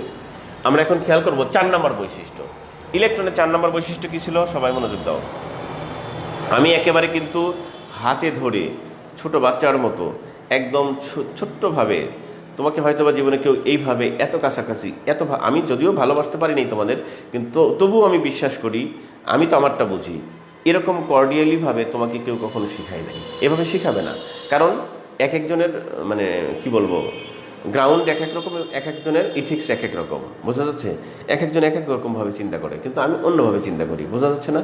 আমি চিন্তা করি যে তুমি একজন বেকার, তোমার লাইফে মানে তোমার চাকরি নাই, তুমি একটা ভালো কিছু খুঁজতে যাচ্ছ, তুমি আসছো এখানে অনেক কষ্ট করে, অনেক আশা নিয়ে, তো আমার সাথে তুমি 2 ঘন্টা তোমার জীবনের সময় দিচ্ছ, হ্যাঁ, তারপর ওদের সাথে ভর্তি হয়েছে, একটু টাকা দিচ্ছ, কিছু অবশ্যই দিচ্ছ, তারপরে নেট খরচ করতেছো, তুমি ক্লাস করতেছো আমার সাথে অনেক আশা নিয়ে, তো আমি তোমার শিক্ষক, সবাই শিক্ষককে সম্মান করে, কিন্তু আমার কাছে তোমার যদি সেই কাঙ্ক্ষিত বস্তুটা 2 ঘন্টা ক্লাস করলা, 2 ঘন্টা ক্লাস করার পরে তুমি কি মানে কয় পৃষ্ঠা লিখলা, কতখানি তোমার খাতা ভরলো, এটা আমি কখনোই শিক্ষা দিই না।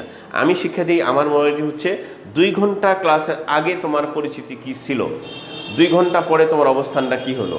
আর বিজ্ঞানের ক্লাস মানেই হচ্ছে আসার আগে তোমার মন খারাপ থাকবে, কিছু একটা শেখার আগ্রহ নিয়ে আসছো, কিছু শিখতে হবে, একটা কেমন ফ্রাস্ট্রেটেড ভাব, বাট অনফর্চুনেটলি ক্লাসের শেষে তোমার ভিতরে একটা স্মাইলিং ফেস প্রকাশ হবে, সুন্দর একটা তোমার আশা জাগবে, এবং মনে হবে হাঁপ ছেড়ে বাঁচলাম, আমি কিছু একটা শিখলাম, নতুন একটা প্রেরণা সৃষ্টি হবে। That is called class and that is called teacher. কথা বোঝা যাচ্ছে? সো আমি জানি এটা, কারণ আমিও তো এক সময় ছাত্র ছিলাম। আমি একটা জিনিস শেখার জন্য, জানো, অনেক জায়গায় ঘুরছি, একটা ছোট্ট জিনিস শেখার জন্য, কিন্তু আমাকে সেভাবে অনেকেই এক্সপ্লেইন করতে পারে নাই। ওই কথাগুলো আমার মনে আছে এখনও। আমি ডিপার্টমেন্টে ফার্স্ট ছিলাম, বুঝতেছো তো? আমি নিউক্লিয়ার ফিজিক্স স্টুডেন্ট ছিলাম, তো আমি আমার ক্যাম্পাসে স্যারদের কাছে খুব প্রিয় ছিলাম, কারণ আমি খুব মানে গবেষক স্টাইলে পড়াশোনা করেছি সারা জীবন, ছোটোবেলা থেকে পড়াশোনা করেছি। বিশেষ করে ইউনিভার্সিটি লাইফটা ছিল আমার একেবারে অন্যরকম একটা লাইফ, এক্সট্রা একটা লাইফ ছিল আমার ওখানে। আমি অহংকারী না, কিন্তু আমি কখনো মনে করতাম না, মানে আমার কাছাকাছি যারা মিশছে তারা জানো, আমি কিন্তু কখনোই মনে করি নাই আমার প্রতিযোগী থাকতে পারে, প্রতিযোগিতা অনেকে আসতে পারে, কিন্তু আমি কখনো কাউকেই আমার জীবনে কখনো প্রতিপক্ষ মনে করি নাই। আমি এটা কখনোই মনে করি সে বইয়ের টিচার, সে একদম পৃথিবীর একদম নাসার গবেষক, আমার সাথে দাঁড়ায় ক্লাস নেবে, সে আমার প্রতিপক্ষ, তার কারণে আমার কমবে, আমি এটা কখনোই মনে করি না। এটা আমার অহংকার না, এটা আমার আত্মবিশ্বাস, সেটা আমার গর্ব, এটা আমার অ্যাচিভমেন্ট। আমি বিশ্বাস করি আমি কাউকে ভালোবাসা দিব, সেই জায়গায় আরেকজন আছে ভালোবাসা দিবে, আরও স্যাটিসফাইড হয়ে যাবে, তাহলে আমার জন্মই তো বৃথা। আমি যাহা দিব, ওই যে মনে আছে না, তোমরা পড়েছিলে না যে যা মানে কি দিব, যাহা কিছু দিব সম্পূর্ণ উজাড় করিয়েই দিবে, একটা কথা আছে না? আমি তাকে ক্লাস নিব, এরপরেও আরও তার শেখার জন্য আরেক জায়গায় যাবে, অসম্ভব, সে কোথাও শান্তি পাবে না, কারণ আমি তাকে ওই অবস্থায় রাখবই না। কথা বলতে আমি এটা জানি, সেই জন্যই আমি কিন্তু এই ক্লাসটা নিচ্ছি। শোনো, ছোটোবেলায় একটা দুঃখ বলি তোমাদেরকে। আমি যখন ক্লাস 8-এ পড়ি, শোনো বিজ্ঞানীগণ, হ্যাঁ ঠিক আছে না, অনেক ভাই ধন্যবাদ। যেমন শোনো, আমার একটা দুঃখ বলি, আমি তখন ক্লাস 8-এ পড়ি, আমি জেলা স্কুলের স্টুডেন্ট, আমি বরাবরই তোমাদের দলে ফার্স্ট ছিলাম, স্কুলে ফার্স্ট থাকতাম। তো ওখানে ক্লাস 8-এ যেহেতু আমার আব্বাই ছিলেন হচ্ছেন ওখানকার হেডমাস্টার, সঙ্গত কারণে স্কুলে আমাকে সবাই চিনতো, হ্যাঁ, স্যাররাও খুব আদর করতো। এখন সরকারি স্কুল, তো ওখানে যা হচ্ছিল, আমি ভালো ছাত্র যারা থাকে, ভালো ছাত্র মানে তথাকথিত সকল ভালো ছাত্র, মানে রোল 1, আমি তো জানি না কিছুই, 2 সেকশন মিলে, ডে নাইট মিলে আমি ছিলাম হচ্ছে ফার্স্ট। এখন স্যাররা মনে করতে আমি অনেক কিছু জানি, আসলে তো কিছুই জানি না, ছোটো মানুষ কি আর জানবো, পড়ি ক্লাস 8-এ। তো ভূগোল স্যার, 8-এর কথা বলছে, আমার এখনও মনে আছে, ভূগোল স্যার আমাদের খুব সম্মানিত স্যার এবং খুব ভালো মানুষ। স্যার পড়ায় গেলেন যে শোনো, বাংলাদেশের আয়তন 1 লক্ষ, যা যা পড়াইছিল তোমরা যা যা পড়ো আমরাই তাই পড়লাম, এত বর্গ কিলোমিটার, সুন্দর করে খাতায় লিখলাম, ভূগোলের ক্লাস 8-এ বৃত্তি হবে। একটু পরে বিকেলবেলায় কোচিং ক্লাস, মানে স্কুলের পক্ষ থেকে কোচিং, স্কলারশিপ যারা দেবে তাদের জন্য আলাদাভাবে কেয়ার নিচ্ছে। এবার বিকেলবেলায় হচ্ছে গণিত স্যারের ক্লাস, স্যার পড়াচ্ছেন গণিতের মধ্যে, আমার আব্বাও গণিতের টিচার ছিলেন, কিন্তু আব্বা ক্লাসে আসতেন না, আমি আব্বা থাকলে ভয়ে আমি পড়তে পারতাম না, বুঝতেছো? তো অন্য স্যারও তারা আসতো 8-এ। তো স্যারেরা এসে ক্লাসে বলতেছেন, এবার আয়তন বর্গ একক ক্ষেত্রফল পড়াচ্ছেন আর কি। হ্যাঁ, তো ক্ষেত্রফল পড়তে লেখো, বুঝতেছো আমার কথাগুলো? বর্গের একক মানে ক্ষেত্রফলের একক বর্গ, বুঝতেছো? Kilometre, metre. আর কিছুক্ষণ আগেই 1.5 ঘন্টা আগে স্যার পড়ায় গেলেন বাংলাদেশের আয়তন এত বর্গ কিলোমিটার, আর এখানে এসে পড়লাম ক্ষেত্রফলের একক বর্গ, আয়তনের একক ঘন শিখে গেলাম। এবার আমার মাথার মধ্যে তখন খুব একটা লাগে নাই, বাসায় রাত্রে পড়তে গিয়ে আমি ফ্যামিলির বড় সন্তান, আর পিছিয়ে তো আমার ছোট, এখন কারে আমি জিজ্ঞেস করবো আমার দুঃখটা? হ্যাঁ, একমাত্র আব্বা আর মা, দুইটাই মাস্টার, কারে কি জিজ্ঞেস করি? কোনো সমস্যা হয়ে যায়। এই জন্য চুপচাপ থাকলাম যে কালকে সমাধান করব, বুঝতেছো? কালকে এসে দেখি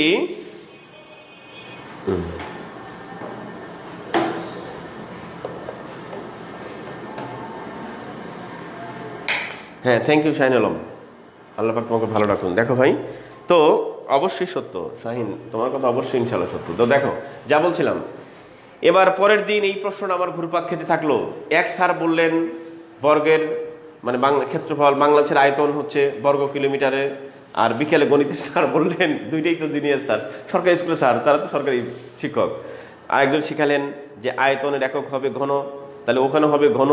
স্যার বলে গেলেন বর্গ। এটা নিয়ে ঝামেলা, সেই ঝামেলা আস্তে আস্তে লজ্জা বাসা বাঁধলো। কাকে জিজ্ঞেস করি? কয়েকটা ফ্রেন্ডকে বললাম, ও বলছে দূর, এটা তুই স্যারকে জিজ্ঞেস কর। আমি ফার্স্ট সবাই আমার উপর চাপাই দেয়। আজকে কালকে জিজ্ঞেস করি, লজ্জা ভয় সবগুলো আমার মধ্যে আস্তে আস্তে দানা বাঁধলো। 8 পাস করলাম, বৃত্তি পেলাম, স্কলারশিপ, জেলা ফার্স্ট হয়েছিলাম। আমার 8 জন পেয়েছিল ট্যালেন্ট পুলে, তার মধ্যে আমি পেয়েছিলাম আমাদের সময়। গেল, আচ্ছা 9 গেল, 10 গেল, না আজ হবে কাল হবে, হয় না। ইন্টারমিডিয়েট গেল, তবুও শেখা হয় নাই, বুঝতেছো? এরপরে সেই প্রশ্নটা আমি করেছিলাম, আমি তখন ওই বুয়েট কোচিং করতাম এতে সানরাইজ কোচিং সেন্টারে আর কি। হ্যাঁ, ইন্টারমিডিয়েট পাস করার পরে তো ওখানে ইঞ্জিনিয়ারিং কোচিংয়ের সময় ওই যে বুয়েটে কিছু ছেলেপেলেরা ক্লাস নিত, তো ওদেরকে আবার জিজ্ঞেস করলাম একজনকে যে ভাইয়া এই এই বাংলাদেশের ক্ষেত্রফল এইটা আয়তন এত হয়, এটা বর্গ হয় কেন, একটু বুঝাই দিবেন প্লিজ। ভাইয়া বললো যে পরে এখন ব্যস্ত আছি, পরে বুঝাই দিবে, যাও। তো আমি দেখলাম যে উনি ব্যস্ত মানুষ, পরে বুঝাই দিবেন। ভাইয়া আর জীবনে বুঝাই নাই। এরপরে অবশ্যই যখন ইউনিভার্সিটি লাইফ শুরু হলো, একদিন 3rd ইয়ারে পড়তে গিয়ে এই যে শাস্ত্রের ভিসি ছিল, প্রথম VC sir Aminul Islam sir, উনি কিন্তু আমার সরাসরি শিক্ষক ছিল, সম্মানিত শিক্ষক, অ্যাটমিক ফিজিক্স পড়াতেন। একেবারে অন্যরকম একজন জ্ঞানী মানুষ। বাংলাদেশের প্রথম নিউক্লিয়ার ফিজিক্সের বই লিখছেন ডক্টর আমিনুল ইসলাম স্যার, আমার সরাসরি শিক্ষক।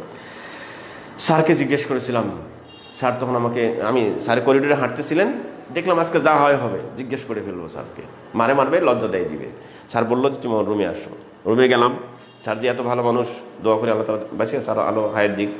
স্যার রুমে যাওয়ার পরে স্যারের রুমে যেই যাত্র, ছাত্র ছাত্রী পাত্রী যাই যাইতো, স্যার সবাইকে চা বানায় খাওয়াইতেন, বসতো। খুব একেবারে হ্যান্ডসাম মানুষ এবং নিজের কাজ নিজে করতে পছন্দ করতো। তো স্যারের রুমে গেলে যারা যাইতো, স্যার ওই কিছু খাবার, রেডিমেড কিছু খাবার রাখতো এবং স্যার চা বানায় খাওয়াইতো। ওখানে ইয়ে থাকতো, পানির ইয়া কেটলি ছিল। আমি বললাম স্যার আমি বানাই। স্যার বলছে বেটা বসো, তুমি আসছো, আমরা একসাথে খাই। তো স্যার সব করে, তারপর আমি চিনিটা দিয়েছিলাম, আমার মনে আছে এখন ওর মধ্যে। স্যার খুব হাসাহাসি খাওয়া দাওয়া করলো, মানে আমাকে স্যার ভুলেই দিছে যে আমি আসলে স্যারের ছাত্র। স্যার আমাকে বন্ধু বানায় ফেলছে, এত আপন করে ফেলছে, মানে আমি তার ফ্যামিলি মেম্বার। তারপরে কথা বলতে বলতে স্যার বলছিল, আমার নাম অবশ্যই স্যাররা জানতো, 3rd ইয়ার পরই ফার্স্ট মোটামুটি সবাই জানে। স্যার বলছে মাহবুব কী জন্য আসছিল বাবা একটু বলবা? আমি বললাম স্যার একটা ছোট্ট জিনিস, কিন্তু স্যার আমি এটা শিখতে পারি, মানে আমি সব ভেঙে বললাম যে স্যার শিখতে পারি, এটা আমার ল্যাকিংস। স্যার বললো আরে বেটা সবারই, আমিও তো অনেক কিছু জানি না এখনো। স্যার এমন একটা অভয় দিলেন যে আমিও তো এখন অনেক কিছু জানি না, মানুষ আমার মনে করে বিজ্ঞানী, কিন্তু আমিও তো কিছু জানি না। আমাকে ইজি করে ফেললেন, আমি ফটফট করে বলে দিলাম। আর স্যার সুন্দর করে, এত সুন্দর করে আমাকে একটা আনসার দিয়ে দিল, আমার কলেজেরা শান্ত হয়ে গেছে। সেদিন থেকে বুঝছি যে একজন সম্মানিত শিক্ষক, তিনি ছাত্রের জীবনে কত বড় গুরুত্বপূর্ণ একটা ব্যক্তি।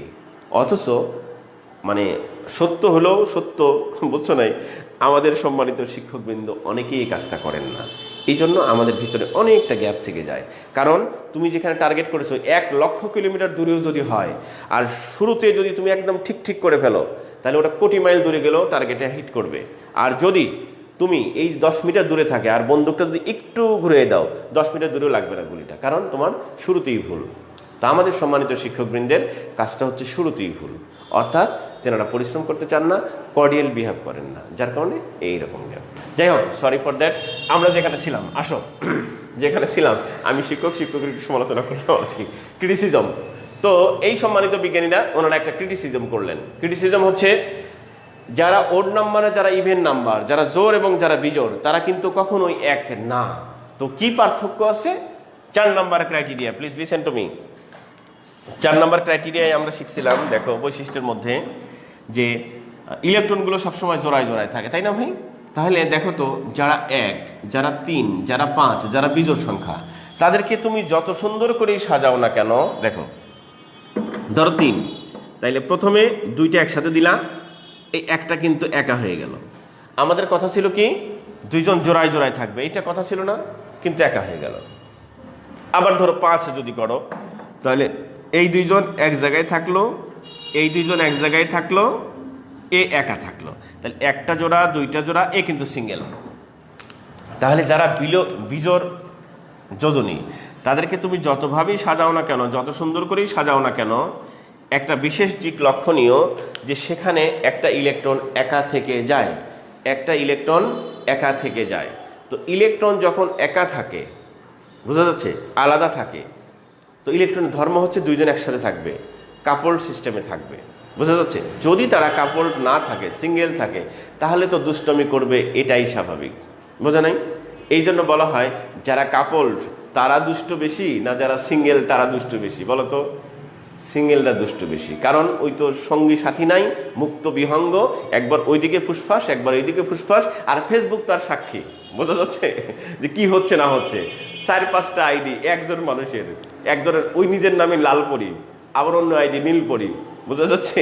কালকে একটা অ্যাডভোকেট আমাদের সাথে পড়ালেখা করতো, এক অ্যাডভোকেট, তো মহিলা আর কি, তো সে যাই হোক ঢাকা জসকোটের আছে আর কই, তো আমাকে, আমাদের ছোট অবশ্য, কিন্তু ওই যে আমি তো অনেক বেশি বয়সে ওইটা পড়ছিলাম আর কি, মাস্টার্স করছিলাম লতে, তো আমাদের সাথে তখন তো অ্যাডভোকেট সে লিখছে যে ভাইয়া আমি, তো একসাথে যেহেতু পড়ি, ছোটো হইলেও তো এখন ভাই বোনই বলতে হবে, যাই হোক, তো বলছে ভাইয়া আমি, তো বললাম যে তুই কে?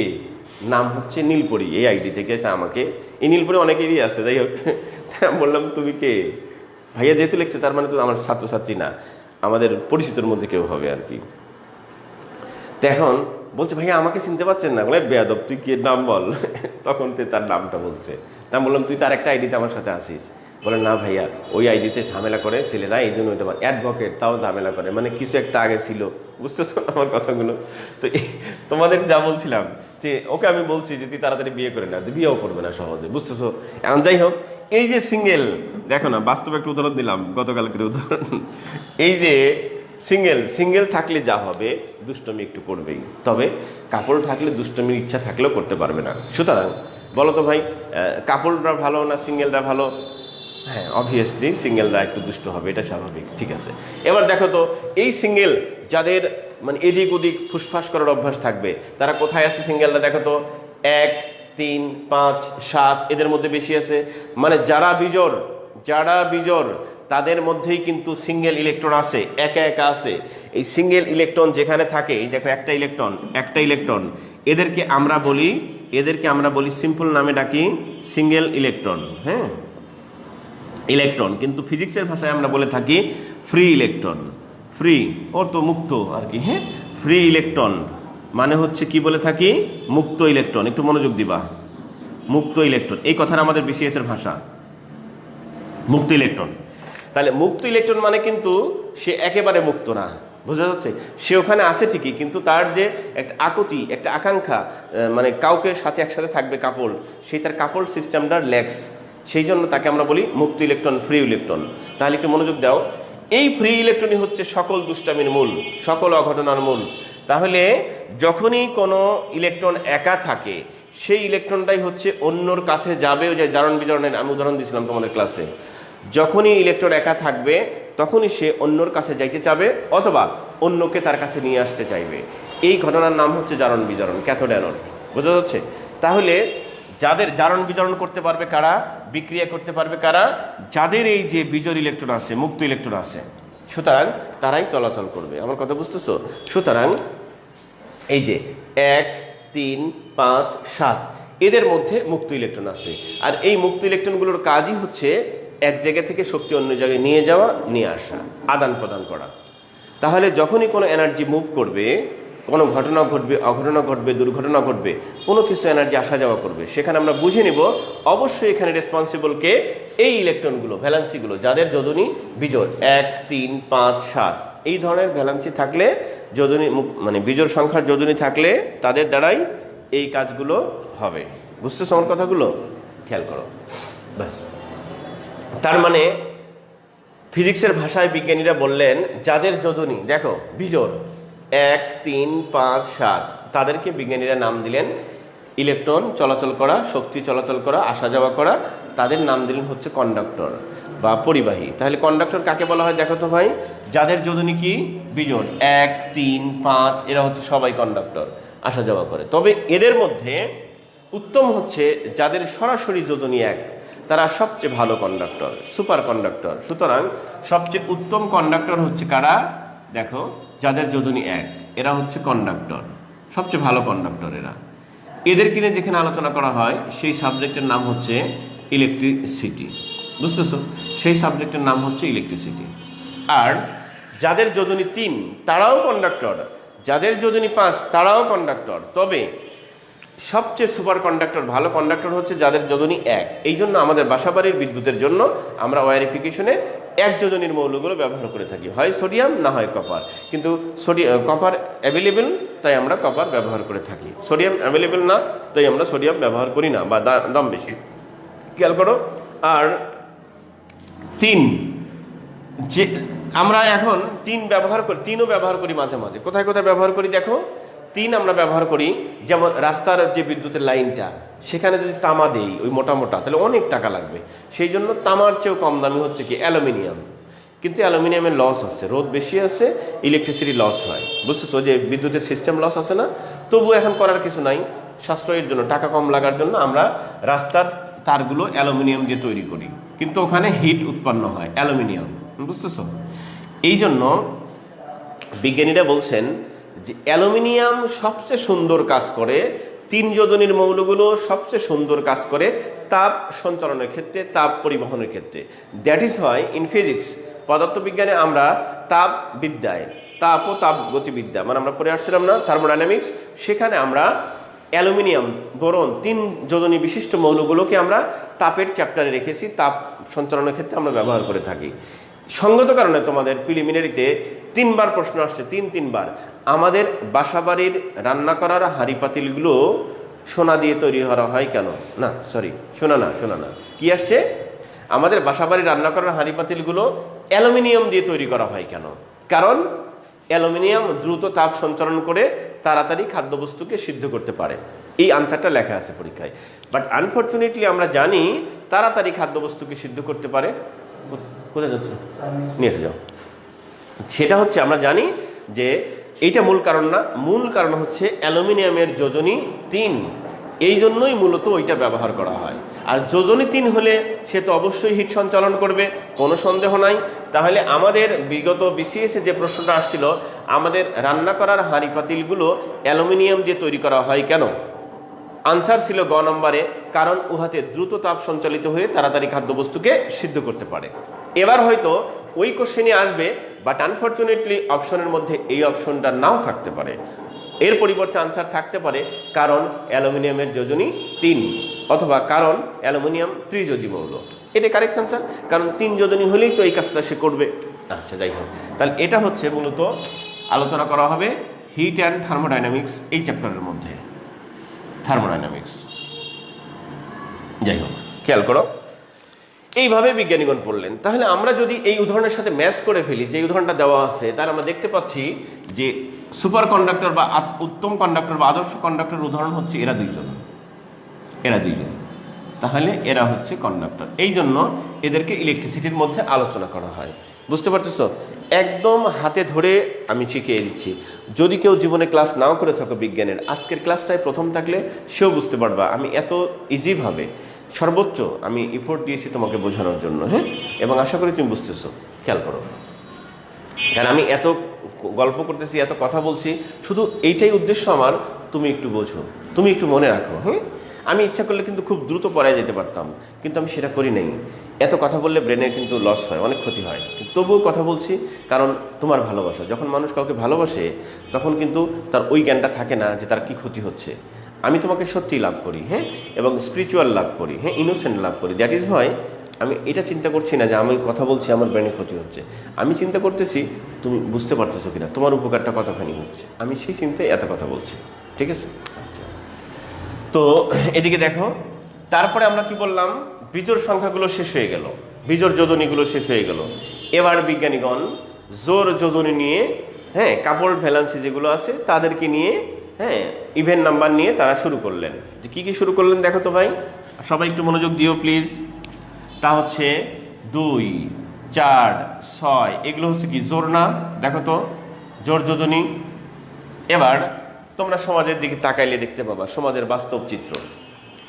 ফেসবুক লাইভ, হ্যাঁ, সোশ্যাল মিডিয়া তুমি একটু ব্রাউজ করে দেখো, সেখানে একটা তুমি কমন থিওরি পেয়েই যাবা। সেই কমন থিওরিটা হচ্ছে তুমি দেখতে পাবা যে এই কাপড় হওয়ার পরেও যেটা বলে স্বকীয়া না কি কি সমস্ত চলছে না সমাজে, এইগুলো একটা বাজে শব্দ, কিন্তু তবুও বলছি এই কারণে রাখো, থ্যাংক ইউ, তুমি দেখাও। তবুও বলছি কেন, যেটা হচ্ছে আর ইন্ডিয়ান সিরিয়াল, প্লিজ, এটা খুবই খারাপ জিনিস। এটা দেখে দেখে মানুষ এতটা অসভ্য হয়ে যাচ্ছে দিন দিন, কারণ এটা তারা করে হচ্ছে কমার্শিয়াল সেন্সে, তাদের বিজনেসের জন্য, অ্যাড দেওয়ার জন্য। আর তোমরা বা আমরা যেটা দেখি সত্যি সত্যি মনে করে দেখি, যেমন ক্রাইম পেট্রোলগুলো, হ্যাঁ ঠিক আছে, সমাজের অনেকগুলো ক্রাইম দেখানো হচ্ছে, কিন্তু ওই ক্রাইম দেখতে দেখতে শিশু বাচ্চারাও কিন্তু ওই যে কোথায় যেন কয়েকদিন আগে ঢাকায় ধরা পড়লো না, যে একজন আরেকজনকে গুলি করে মারছে ছোটো বাচ্চা, কেন বলছে ক্রাইম পেট্রোল দেখছিলাম, এরকমভাবে ওইরকম করতে করতে একজন আরেকজনকে মেরে ফেলছে। ছোটো মানুষ, তাদের বিচার কী হবে আর কি। এই যে বিষয়গুলো আছে আর কি, এই জন্য তুমি এই বিষয়গুলো থেকে যে পাশের দিকে তাকালে যে ক্রিমিনোলজি তুমি যা দেখতে পাও, আশেপাশের যে ক্রাইমগুলো তুমি দেখতে পাও, সেই ক্রাইমগুলোর মধ্যে একটা অন্যতম ক্রাইম হচ্ছে আমরা দেখতে পাচ্ছি এখন কাপড়রাও কিছু কিছু ক্রাইমে জড়ায় যাচ্ছে। হ্যাঁ, সে কাপড়, সেই মেল আর ফিমেল যাই হোক না কেন, তবুও দেখো, আমি একটু চা খাচ্ছি, তোমরা যারা যা চা খাওয়া দরকার খেয়ে নাও। 1.5 মিনিট ব্রেক, চা খেলে খেয়ে নাও।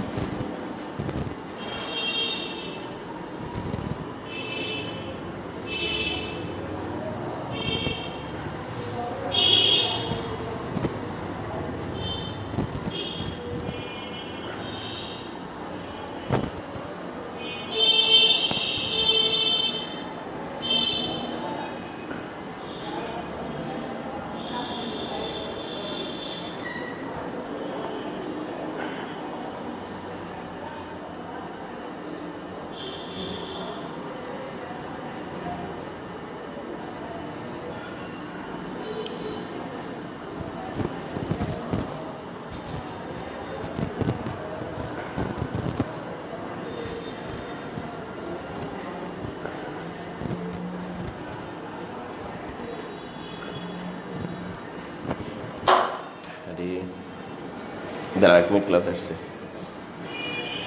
হ্যালো ফারজানা, ওয়ালাইকুম আসসালাম।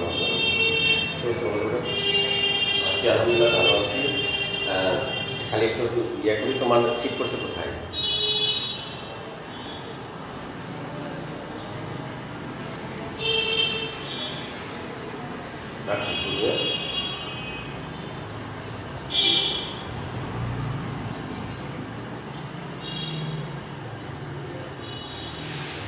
আচ্ছা, আচ্ছা শোনো, তুমি করো, আমি একটু পরে কথা বলছি। তুমি একটা দিকে ফোন দিও, ক্লাসের মধ্যে আসছি, ফোনটা রিসিভ করছো? ঠিক আছে।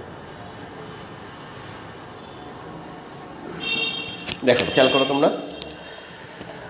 আরে আমার তো ডিসকানেক্ট হয়ে গেলাম না, আমার ঢুকতে হবে।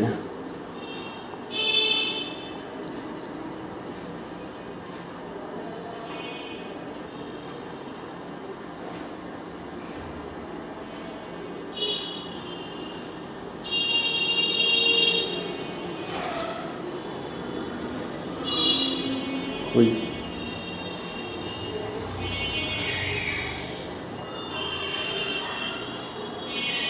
কতগুলো SMS পাঠাচ্ছে সব ছেলেমেয়েরা। আচ্ছা থাক, আজকে ক্লাসে অনেকে থাকা উচিত, আজকে উপস্থিতি মাত্র করেন 30 জন, 31, 32। দেখো খেয়াল করো সবাই।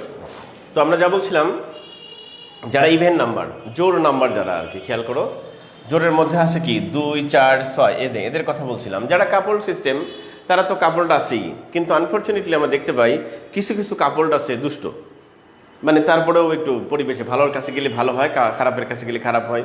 কিছু কিছু মানুষ এরকম আছে না, দেখবা যে ওয়াজ শুনতেছে, হুজুরের ওয়াজ শুনতেছে, সেটাও শুনে যার কাঁদতেছে, আবার সিনেমা দেখছে, হিন্দি ফাটাফাটি একটা সিনেমা দেখছে, লাভ স্টোরি চলছে, ক্লাইম্যাক্স, সেখানেও সে কাঁদতেছে। মানে কিছু ইমোশনাল পার্সন আছে, পরিবেশ দ্বারা বায়াসড হয় খুব দ্রুত। তো তারা বললো বিজ্ঞানীগণ, দেখো এই বিজ্ঞানীরা বলতেছে যে স্যার এই যে কাপড় যারা আছে, জোড়ায় জোড়ায় যারা আছে আর কি, এরা কখনোই এদিক সেদিক তাকাবে না, তাদের আছে। কিন্তু স্যার একটা কাপড় আছে ব্যতিক্রম, মানে পার্সোনালিটি লেস, একেবারে দুর্বল ব্যক্তিত্ব, একেবারে তোমার ইমোশনাল, সেইটা হচ্ছে এই যে 4, কত বলো তো 4 যোজনী। বললো যে স্যার যদি একটু পরিবেশ ভালো পায় তাহলে অনেক ভালো হয়ে যায়, আর যদি স্যার একটু পরিবেশ খারাপ পায় তাহলে অনেক খারাপ হয়ে যায়। পরিবেশ দ্বারা খুব দ্রুত ব্যস্ত হয়। তাই তারা বলল যে 4 যোজনীর মৌলটা হচ্ছে কখনো কখনো মাঝে মাঝে, হ্যাঁ, এই খারাপদের মতো আচরণ হয়ে যায়, সিঙ্গেলদের মতো হয়ে যায়, মাঝে মাঝে হয়, সবসময় হয় না, কখনো কখনো হয়, শর্ত সাপেক্ষে হয়, কন্ডিশনালি হয়। তাই আমরা 4 যোজনীর মৌলগুলোকে নাম দিলাম, দেখো না ভাই, এদেরকে আমরা নাম দিলাম শর্ত সাপেক্ষ পরিবাহী বা কন্ডিশনাল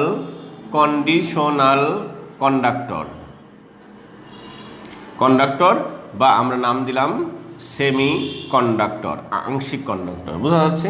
এদের কিনে যেখানে পড়াশোনা করা হয় তার নামই হচ্ছে ইলেকট্রনিক্স। দেখো তুমি কালকেও ক্লাসে ছিলা, কালকেও আমরা ইলেকট্রনিক্সের সংজ্ঞা বুঝাইছি, মনে হয়েছে পৃথিবীর সব শিখে গেলাম।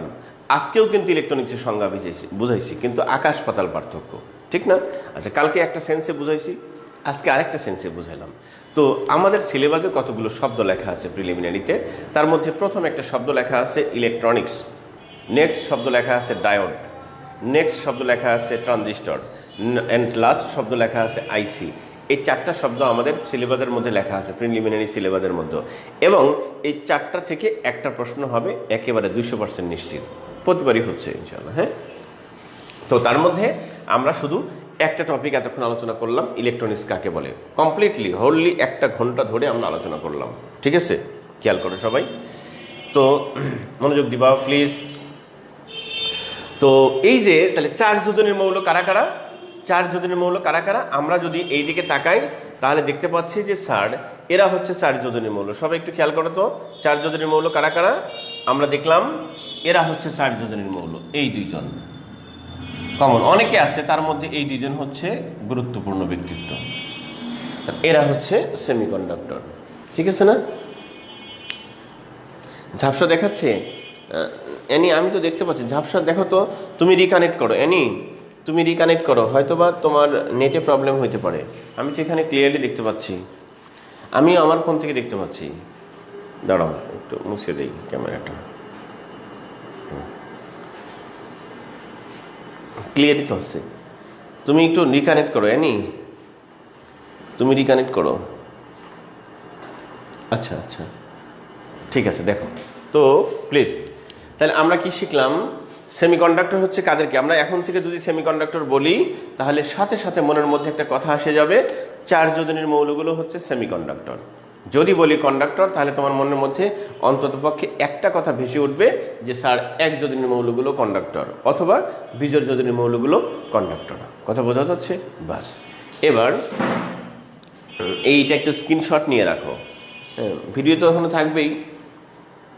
ঠিক আছে, ঠিক আছে নিমন, এই স্ক্রিনশটটা নিয়ে রাখো, ওখান থেকে স্ক্রিনশট নিয়ে তুমি রেখে দাও তোমার কাছে, তাহলে এটা পরবর্তীতে তুমি নোট করতে পারবা। তাহলে আমরা কিন্তু ইলেকট্রনিক্সটা একটা টপিক শেষ করে দিলাম, ইলেকট্রনিক্স এই বিষয়টা আলোচনা করলাম। এখন আমরা আলোচনা করব হচ্ছে ডায়োড নিয়ে। নেক্সট টপিকের নাম লেখো সবাই, ঠিক আছে নি? এখন ঠিক আছে, থ্যাংক ইউ। এবার লিখে নাও সবাই। প্রথম টপিক শেষ, পরবর্তী টপিকটা আমরা আলোচনা করব। এখন নাম লিখে নাও ডায়োড।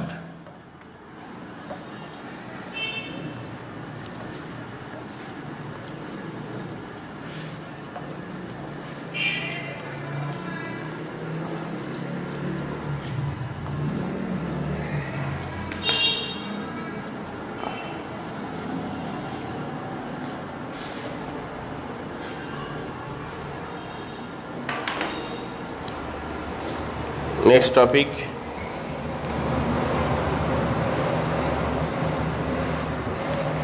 ডায়োড। ডায়োড কি জিনিস সবাই একটু মনোযোগ দিয়ে দেখবো। ডায়োড কি জিনিস? ডায়োড। তো আমরা আবার একটা উদাহরণের আশ্রয় নিই, গল্পের আশ্রয় নিই। তা হচ্ছে সমাজে, আমাদের সমাজে কয় ধরনের মানুষ থাকে? স্বাভাবিকভাবে আমরা দেখতে পাই আমাদের সমাজের দিকে তাকালে 3 ধরনের মানুষ কমন দেখা যায়। একটা মানুষ খুব ভালো, এক ধরনের মানুষ। আরেক ধরনের মানুষ জঘন্য খারাপ। আরেক ধরনের মানুষ আছে তাল মিলিয়ে চলে, ও খারাপও না ভালোও না, নিরপেক্ষ। নিরপেক্ষ মানে তো দুষ্ট, কিন্তু আপদ দৃষ্টিতে সে ওদের সাথেও মেশে না, এদের সাথেও মেশে না। স্বার্থ যেদিকে যায় সে সেদিকে যায়। এরকম কিছু মানুষ আমাদের সমাজে আছে। তাহলে আমরা দেখতে পাচ্ছি যে আমাদের সমাজের মানুষগুলো কয় প্যাটার্নে হচ্ছে? 3 প্যাটার্নে হচ্ছে। একটু খেয়াল করে নাও।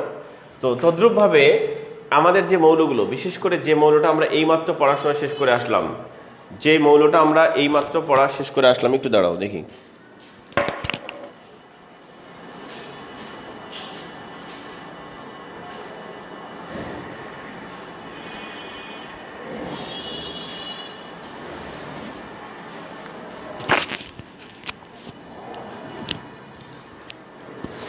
আচ্ছা, খেয়াল করো, যে মৌলটা আমরা এইমাত্র শেষ করে আসলাম, যে আলোচনাটা আমরা এইমাত্র শেষ করে আসলাম, সেখানে আলোচনাটা কি ছিল? আমাদের অর্ধপরিবাহী, তাই না? অর্ধপরিবাহী মানে কি? সেমিকন্ডাক্টর। তো আমরা কিছুক্ষণ আগে পড়ে আসলাম কয় যোজনের মৌল বলো তো ভাই? সেমিকন্ডাক্টর বলতে আমরা কয় যোজনের মৌল বুঝলাম? আমরা 4 যোজনের মৌলটা পড়ে আসলাম। সবাই একটু মনোযোগ দিবা প্লিজ। আচ্ছা, এখন এ সমাজে এমন একটা মানুষ, কিছুক্ষণ আগে যে উদাহরণটা দিলাম, এ সুবিধাবাদী দল, এর সাথেও বাসুদ নাম শুনেছ না? বাংলাদেশ সুবিধাবাদী দল, এর সাথেও থাকে, ওর সাথেও থাকে। আর এদের আশেপাশে, সমাজে এর আশেপাশে তো ভালো মানুষও আছে, খারাপ মানুষও আছে। তো এর আশেপাশে কারা কারা আছে দেখো তো। এর আশেপাশে মানুষগুলোকে আমরা আইডেন্টিফাই করি। এর আগের মানুষটা হচ্ছে 3, এই পাশের মানুষটা, এই পাশের মানুষটা হচ্ছে 5, এই সম্প্রদায়টা। তাহলে আমাদের কাজ কিন্তু একে নিয়ে, কিন্তু এ কখনো কখনো এদের সাথে মিশবে, এদের সাথেও মিশবে, ওঠা বসা করবে।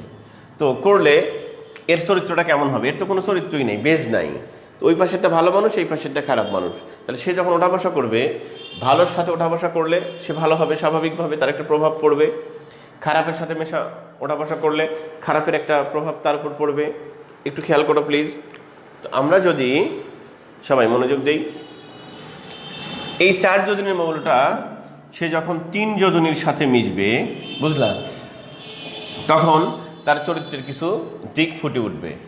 আচ্ছা, কারণ এ হচ্ছে ভালো মানুষ, সমাজের মানুষ, এ খুব ভালো মানুষ 3। এর সাথে যখন এ ওঠা বসা করবে, মেলামেশা করবে, চলাফেরা করবে, তখন স্বাভাবিকভাবে তার চরিত্রটা কি হবে? ভালোর একটা প্রভাব পড়বে। তো ভালো মানুষগুলোকে, ভালো মানুষ এবং খারাপ মানুষ চেনো তোমরা?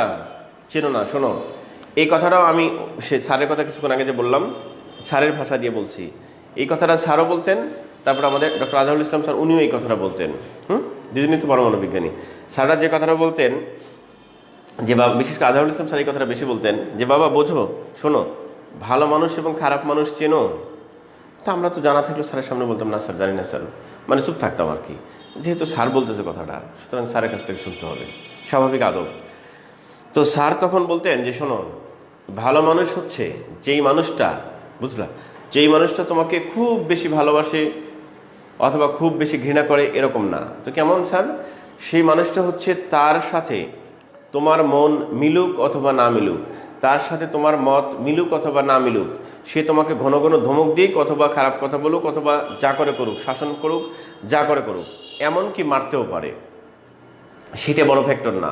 মূল ফ্যাক্টর হচ্ছে অ্যাকর্ডিং টু ফিজিক্স, সেটা হচ্ছে ওই ব্যক্তির সংস্পর্শ, তার সাথে ওঠা বসা, চলাফেরা, তার সম্পর্ক, তার টাচ, হ্যাঁ, তার সংসর্গটা তোমাকে যদি নিজের অজান্তেই, তার সাথে কিন্তু তোমার মত মিলে না, এরকম হইতে পারে, কিন্তু তার সাথে চলাফেরা, তার সঙ্গটা তোমাকে ইচ্ছায় অনিচ্ছায় তোমার একটা আমূল পরিবর্তন করে দিয়েছে ভিতর থেকে। সেই পরিবর্তনটা হচ্ছে তুমি এখন আগে অলস ছিলে, এখন অলস নাই। তুমি এখন কর্মোদ্যমী হয়ে গেছো, তোমার এখন কাজ করতে ভালো লাগে, তোমাকে পৃথিবীটা সহজ মনে হয় তোমার দ্বারা কিছু একটা হবে। এবং যত অবাঞ্ছিত চিন্তা, নেগেটিভ চিন্তা, থিঙ্কিংগুলো তোমার লাইফ থেকে চলে গেছে, তোমার কাছে এখন কনফিডেন্টলি একটা কিছু হচ্ছে ভিতর থেকে। তখন বুঝতে হবে ওই লোকটা অবভিয়াসলি ভালো মানুষ। ইভেন তুমি যেরকম ভালো মনে করেছো, হ্যাঁ দেখো, তুমি যেরকম মনে করেছো তার চেয়েও সে ভালো মানুষ, তার চেয়েও ভালো মানুষ। পক্ষান্তরে যেই মানুষটা তোমাকে সারাক্ষণ মিষ্টি মিষ্টি কথা বললো, একদম আই লাভ ইউ দিনের মধ্যে 20 বার, একদম 3 বিষম 60 বার বললো, SMS লিখলো তোমাকে সারা মারাই যাব, 120 বার লিখলো যে এই যে চলেই গেলাম, মানে কত যে, মানে যার চেয়ে ভালোবাসা পৃথিবীর এরকম প্রকাশ করে। কিন্তু দিন শেষে এবং কখনো তোমার অবাধ্য হয় না, কখনো তোমার মতের সাথে অমিল হয় না, বাট আনফর্চুনেটলি তার সংস্পর্শ, তার সঙ্গ, বোঝা যাচ্ছে, তার কোম্পানি তোমাকে কি করে, আস্তে আস্তে আস্তে তোমার ভিতর থেকে একদম কুড়ে খায় আর তোমাকে ফ্রাস্ট্রেশনে ভোগায়, তোমাকে অশান্তিতে রাখে, সারাক্ষণ ফ্রাস্ট্রেশন। এই মনে হয় যে তোমার দ্বারা মনে হয় কিছু হবে না, তুমি হতাশ, বোঝা যাচ্ছে, তোমার ভিতরে দুনিয়ায় নেগেটিভ চিন্তা আসছে, কর্মহীন হয়ে পড়েছো, মানে সব কিছু অগোছালো, এলোমেলো হয়ে যাচ্ছে। তখন বুঝতে হবে ওই ব্যক্তিটা যার সংস্পর্শ তোমাকে এই কাজটা করতেছে, অবভিয়াসলি সেই লোকটা খারাপ মানুষ। ইভেন যতটা খারাপ তুমি মনে করেছো তার চেয়েও বেশি খারাপ মানুষ। সেই জন্য in physics, according to physics, পদার্থবিজ্ঞানের দৃষ্টিকোণ থেকে, বসদের দৃষ্টিকোণ থেকে, যে ভালো মানুষ কারা, যারা হচ্ছে তোমার আচরণে পজিটিভিটি তৈরি করে দিবে, আর খারাপ মানুষ কারা, তারা তোমার আচরণের মধ্যে নেগেটিভিটি তৈরি করে দিবে, তারা হচ্ছে খারাপ মানুষ। তাহলে খারাপ এবং ভালোর আমরা সহজে একটা ডেফিনিশন মনে রাখবো ইনশাল্লাহ, ঠিক আছে।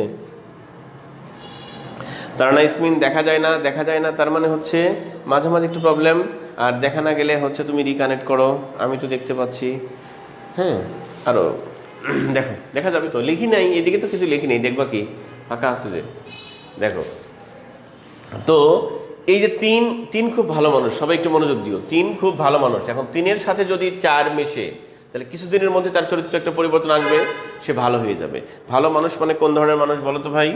পজিটিভ টাইপের মানুষ। তাই আমরা লিখলাম পজিটিভ টাইপ, একটু মনোযোগ দিব প্লিজ। এরপরে এটা জঘন্য খারাপ 5, এর সাথে যদি 4 ওঠা বসা মেলামেশা করে, চলাফেরা করে, তাহলে এর চরিত্রটা অবভিয়াসলি কি হবে? নেগেটিভ টাইপের হবে, হতাশাগ্রস্ত হয়ে যাবে, নেগেটিভ টাইপ। মনোযোগ দিও তো প্লিজ। এখন পজিটিভ টাইপ লিখলাম, নেগেটিভ টাইপ লিখলাম। তুমি এখন এটাকে কি করতে পারো?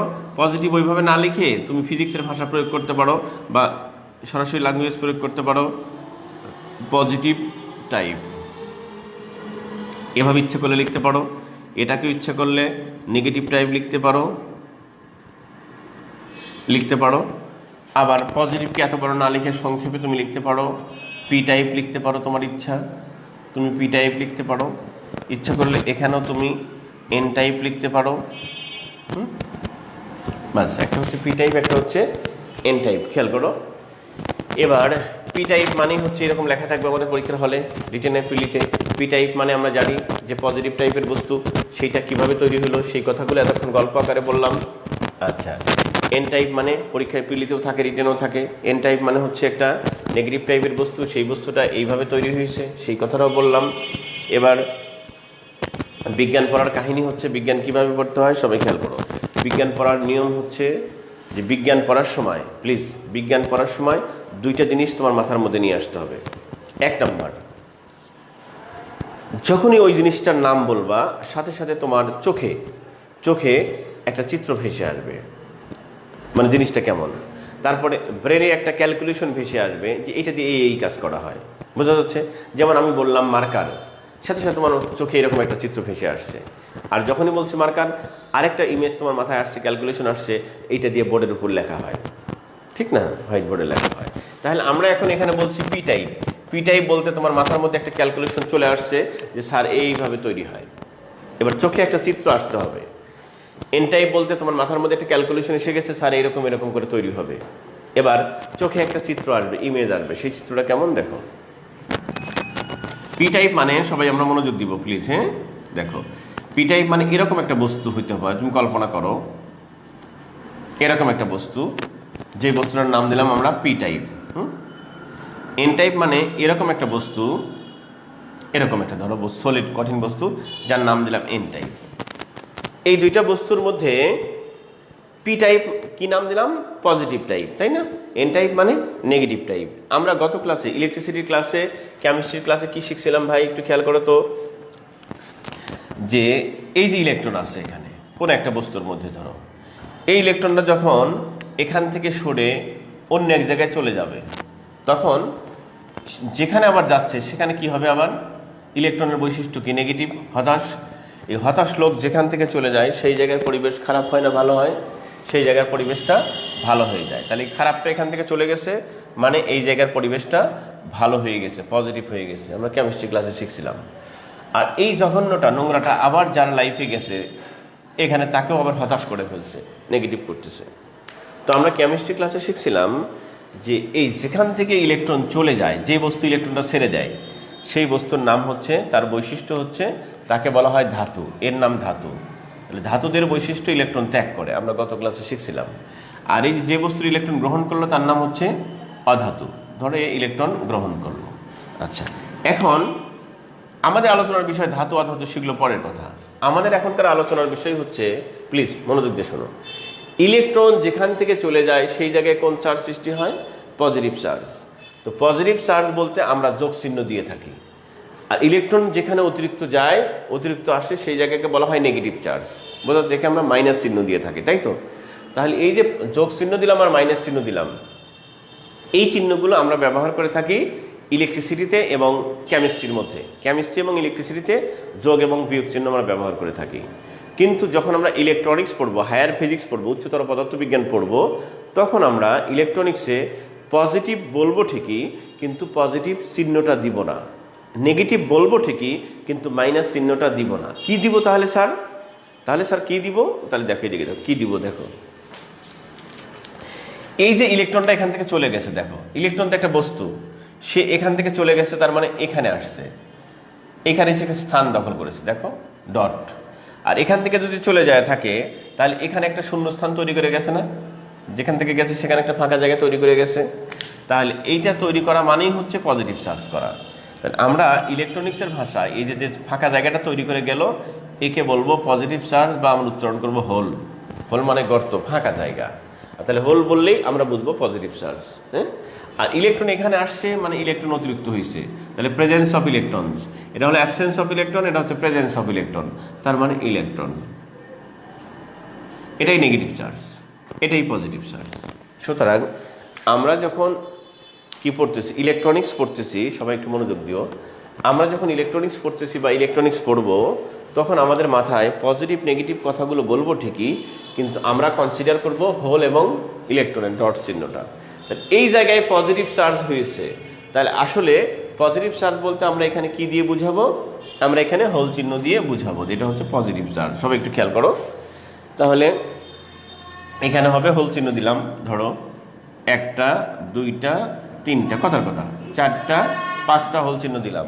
তাহলে এখানে আমরা ইলেকট্রন কয়টা দিলাম? ধরো কথার কথা, এখানেও 5টা ইলেকট্রন দিলাম, 1 2 3 4 5। এবার তুমি বলতে পারো স্যার 5টা দিলেন কেন? 2টাও দিতে পারতেন, 3টাও তো দিতে পারতেন, 4টাও তো দিতে পারতেন। আমরা এখানে কি করেছি দেখো, হ্যাঁ তুমিও দিতে পারো 3টা 3টা, 4টা 4টা, 5টা 6টা দিতে পারো। কিভাবে দিবা? Natural behaviour, distribution of charge. চার্জের মানে তোমার দেখো স্থানান্তর একটু খেয়াল করো।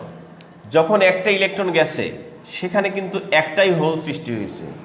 পক্ষান্তরে ইলেকট্রন যেখানে গিয়ে উপস্থিত হয়েছে সেখানে কয়টা ইলেকট্রন পাওয়া গেছে? একটা ইলেকট্রন। তার মানে একটা পজিটিভ চার্জ সৃষ্টি হলেই কেবল একটা নেগেটিভ চার্জের সৃষ্টি হয়। তার মানে একটা পজিটিভ চার্জ সৃষ্টি হলেই কেবল একটা নেগেটিভ চার্জ সৃষ্টি হয়। মনে থাকবে কথাটা?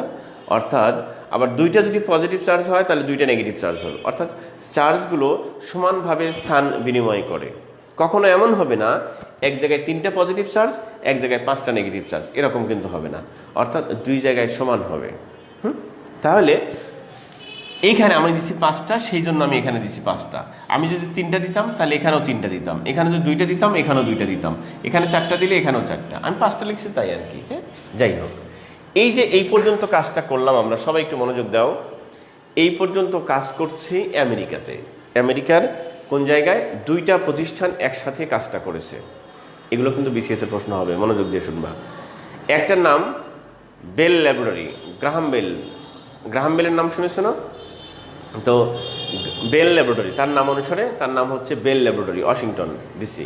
তো সেই গ্রাহাম বেলের নাম অনুসারে নাম হচ্ছে বেল ল্যাব, পৃথিবীর সবচেয়ে বড় একটা ল্যাবরেটরি ফিজিক্সের আমেরিকাতে। তো নাম হচ্ছে বেল ল্যাব, সংক্ষেপে বলে বেল ল্যাব বা বেল ল্যাবরেটরি।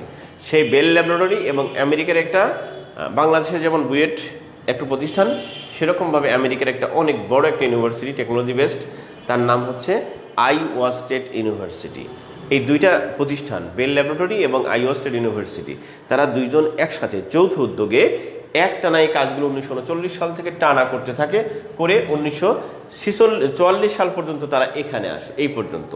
তার পরবর্তী 2 বছরে তারা একটা কাজ করে, দেখো কি কাজ করে।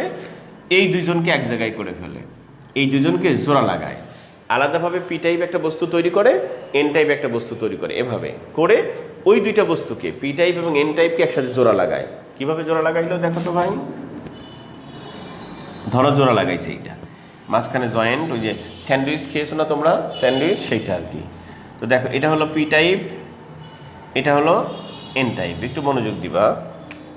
এখন এই 2টাই জোড়া লাগাইছে। তাহলে ধরো এখানে 1 2 3 4 5টা হোল দিলাম, অবভিয়াসলি এখানে 5টা ইলেকট্রন দিলাম, 2 3 4 একটু 5, খেয়াল করিও।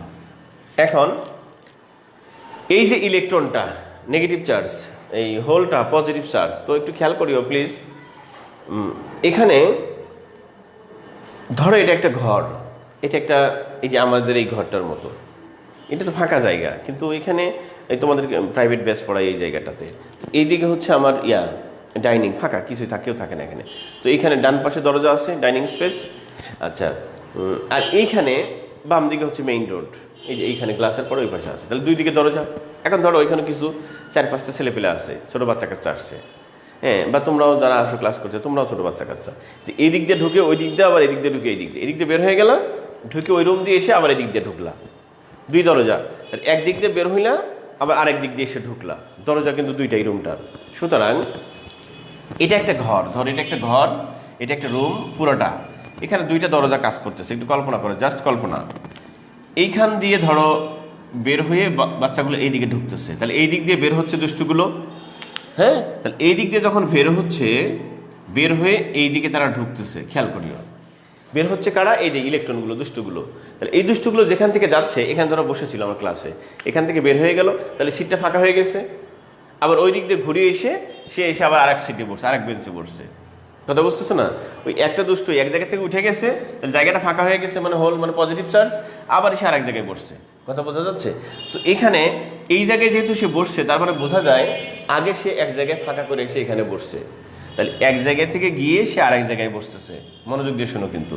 তাহলে এখানে এই ঘরটাতে আমরা একটা কল্পনা করলাম, উদাহরণ দিলাম, যে এখানে 2টা দরজা কাজ করতেছে, একটা হচ্ছে আউটগোয়িং, বের হওয়ার দরজা, আর একটা হচ্ছে ইনকামিং, প্রবেশ করার দরজা। 2টা দরজা এখানে কাজ করতেছে, আর এই দুষ্টুগুলো, ইলেকট্রনগুলো আসা যাওয়া করতেছে এখানে, খেয়াল করো। তাহলে এখানে এই ঘরটাতে ইলেকট্রন আসা যাওয়ার জন্য, বাচ্চাগুলো, ছেলে মেয়েগুলো, ছাত্রছাত্রীগুলো আসা যাওয়ার জন্য কয়টা দরজা আছে? 2টা দরজা আছে, তাই না? এই 2টা দরজাকে যদি আমরা ইংরেজিতে সংজ্ঞায়িত করি, ডিফাইন করি বা ইংলিশে উচ্চারণ করি, তাহলে কি বলতে পারবো? 2 ডোর অফ ইলেকট্রন। ইলেকট্রনের কয়টা দরজা বলো তো ভাই? 2টা দরজা, 2 ডোর অফ ইলেকট্রন। তাহলে ইলেকট্রনের 2টা দরজা আমরা বললাম, এইটা হচ্ছে আউটগোয়িং, এইটা হচ্ছে ইনকামিং। এই যে 2টা দরজা বললাম ইলেকট্রনের, এই কথাটা তুমি ল্যাটিন ভাষায় বলতে পারো, গ্রিক ভাষায় বলতে পারো, 2 ডোর অফ ইলেকট্রন। এটাকে ল্যাটিনে বা গ্রিকে সংক্ষেপে তুমি বলতে পারো 2। 2 এর ল্যাটিন শব্দ কি? গ্রিক শব্দ কি? ডাই।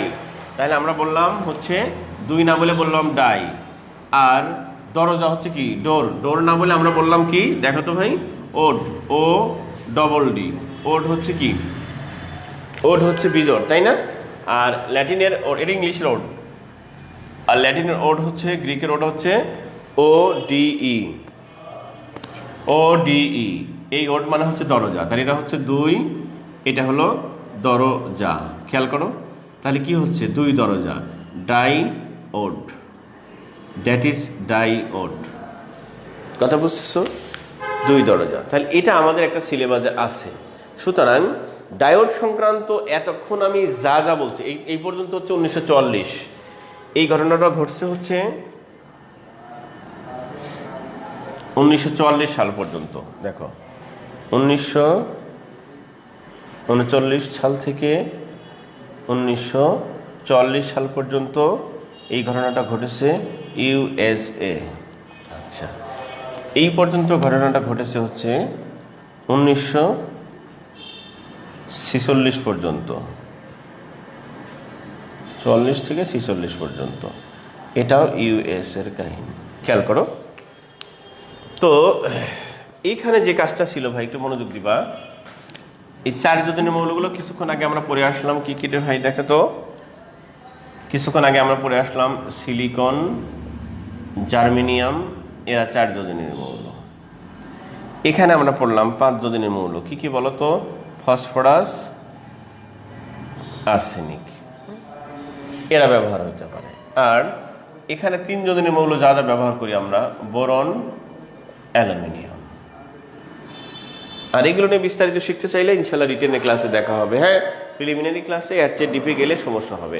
আমরা রিটেনের ক্লাসগুলো যখন করবো ইনশাল্লাহ একেবারে ডিপে গিয়ে আমরা ক্লাস করব, অনেক অনেক ডিটেলস পড়াশোনা করতে হবে। হ্যাঁ, আচ্ছা, কারণ রিটেনের জন্য তুমি জানো যে গণিত এবং বিজ্ঞান ভালো করলেই একদম নিশ্চিত ক্যাডার। ওগুলো তো অ্যাভারেজ নাম্বার পাওয়া যাবে, সবাই সমান পায়, কম বেশি হয় আর একটু 19-20 পার্থক্য হয়।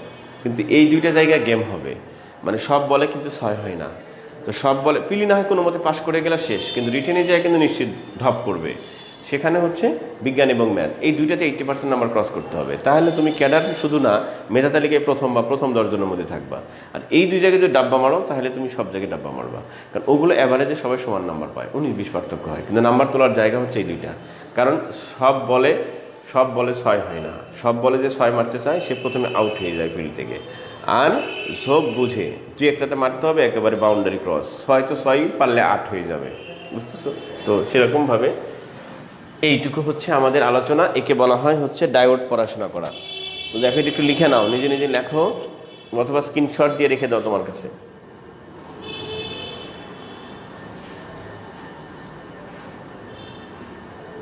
আচ্ছা, একে আরেকটা নাম বলা যাইতে পারে, দেখো পি আর এন এক জায়গায় জোড়া লাগাইছি, সেই জন্য একে বলা যাইতে পারে পিএন জাংশনও বলা যাইতে পারে। দেখো, তাহলে যাহা পিএন জাংশন তার অপর নাম হচ্ছে ডায়োড।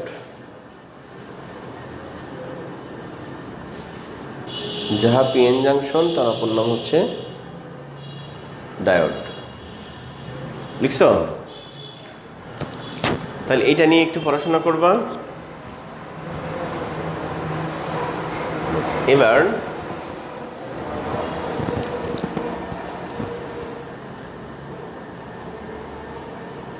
নেক্সট পয়েন্ট একটু লিখে নাও প্লিজ। আমরা একটা পয়েন্ট লিখি, ডায়োড থেকে একটা পয়েন্ট লিখে নিই, সবাই লিখে নাও। ডায়োড থেকে একটা কথা লিখে নাও সবাই, নিচে একটু কথা লিখে নাও। ডায়োড লিখছো তো, চিত্র তো লিখছো, নিচে একটা কথা লিখে নাও। ডায়োড বিভিন্ন রকম হতে পারে, তবে তন্মধ্যে উল্লেখযোগ্য হলো ডায়োড বিভিন্ন রকম হতে পারে। সবাই লেখো প্লিজ। ডায়োড বিভিন্ন রকম হতে পারে, তন্মধ্যে উল্লেখযোগ্য হলো ডায়োড বিভিন্ন রকম হতে পারে, তন্মধ্যে উল্লেখযোগ্যগুলো হলো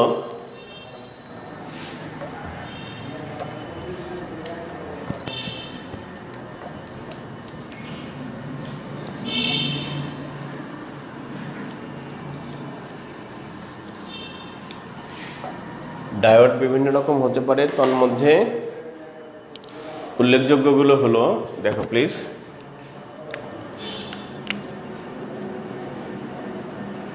এক নম্বর লেখো রেকটিফায়ার। হ্যাঁ, 2 নম্বর লেখো, 1 নম্বর লিখছো কি রেকটিফায়ার, 2 নম্বর লেখো এলইডি ইত্যাদি, এই দুইটা লিখে নাও। অনেক আছে, 8-9 প্রকার আছে, এটা হচ্ছে মূল, রেকটিফায়ার এবং এলইডি। রেকটিফায়ার এবং এলইডি, রেকটিফায়ার এবং এলইডি লিখছো? আচ্ছা, রেকটিফায়ার কি জিনিস সবাই একটু মনোযোগ দিবা প্লিজ, একটু মনোযোগ দিয়ে কথাগুলো শোনো। রেকটিফায়ার এবং এলইডি এই দুইটা কি জিনিস, তার মধ্যে আমরা প্রথম ডেসক্রাইব করব রেকটিফায়ার কি জিনিস। দেখো, তোমরা আমার কথা তো শুনতে পাচ্ছ সবাই, তাই না?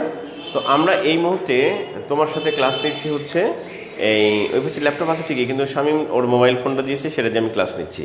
হ্যাঁ, তো সবাই একটু খেয়াল করিও। এখানে আমি কানেক্ট আছি এই মাইক্রোফোনের সাহায্যে তোমার ওই মোবাইল ফোনের সাথে।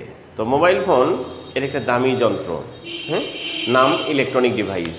এখানে আরও কতগুলো যন্ত্র আছে, মাথার উপরে ফ্যান ঘুরতেছে, এর নাম হচ্ছে ইলেকট্রিক্যাল ডিভাইস।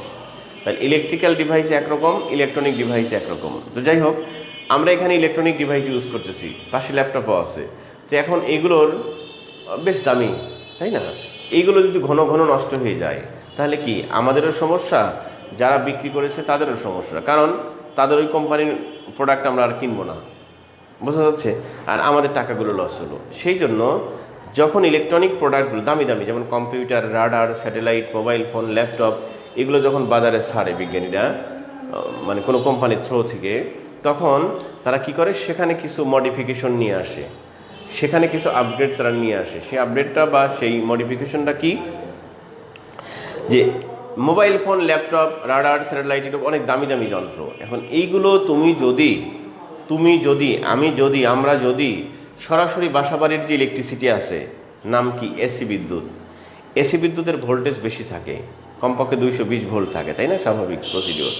তো 220 ভোল্ট আর ফ্রিকোয়েন্সি কত থাকে, আমরা গত ক্লাসে শিখছিলাম কত, 50 হার্টজ। তাহলে এখন দেখো, এই যে আমাদের যন্ত্র, একটা উদাহরণ দিই, কথার কথা কি উদাহরণ দেবো, অ্যাম্পলিফায়ার ধরো। ওই যে বিভিন্ন অডিয়েন্সে আমরা যখন ক্লাস নেই, তখন দেখো সেখানে যে কোনার সাথে যেটাতে মাইক্রোফোনের তার দেওয়া থাকে, ওটার নাম হচ্ছে অ্যাম্পলিফায়ার, বেশ দামি থাকে ওটা। তো ধরো কথার কথা, একটা মোবাইল ফোন বা অ্যাম্পলিফায়ার বা কম্পিউটার কোনো একটা কিছু, তো ধরলাম এটা অ্যাম্পলিফায়ার।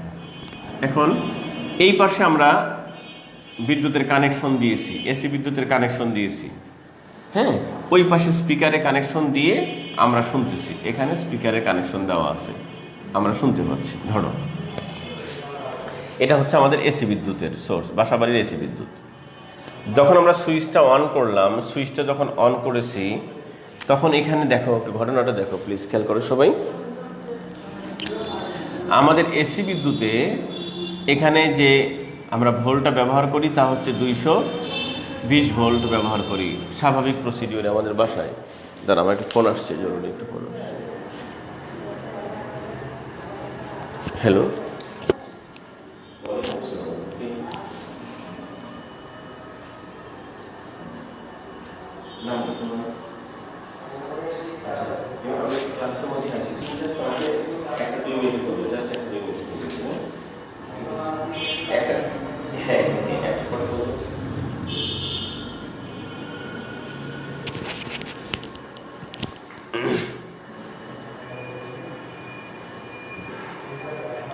দাঁড়াও,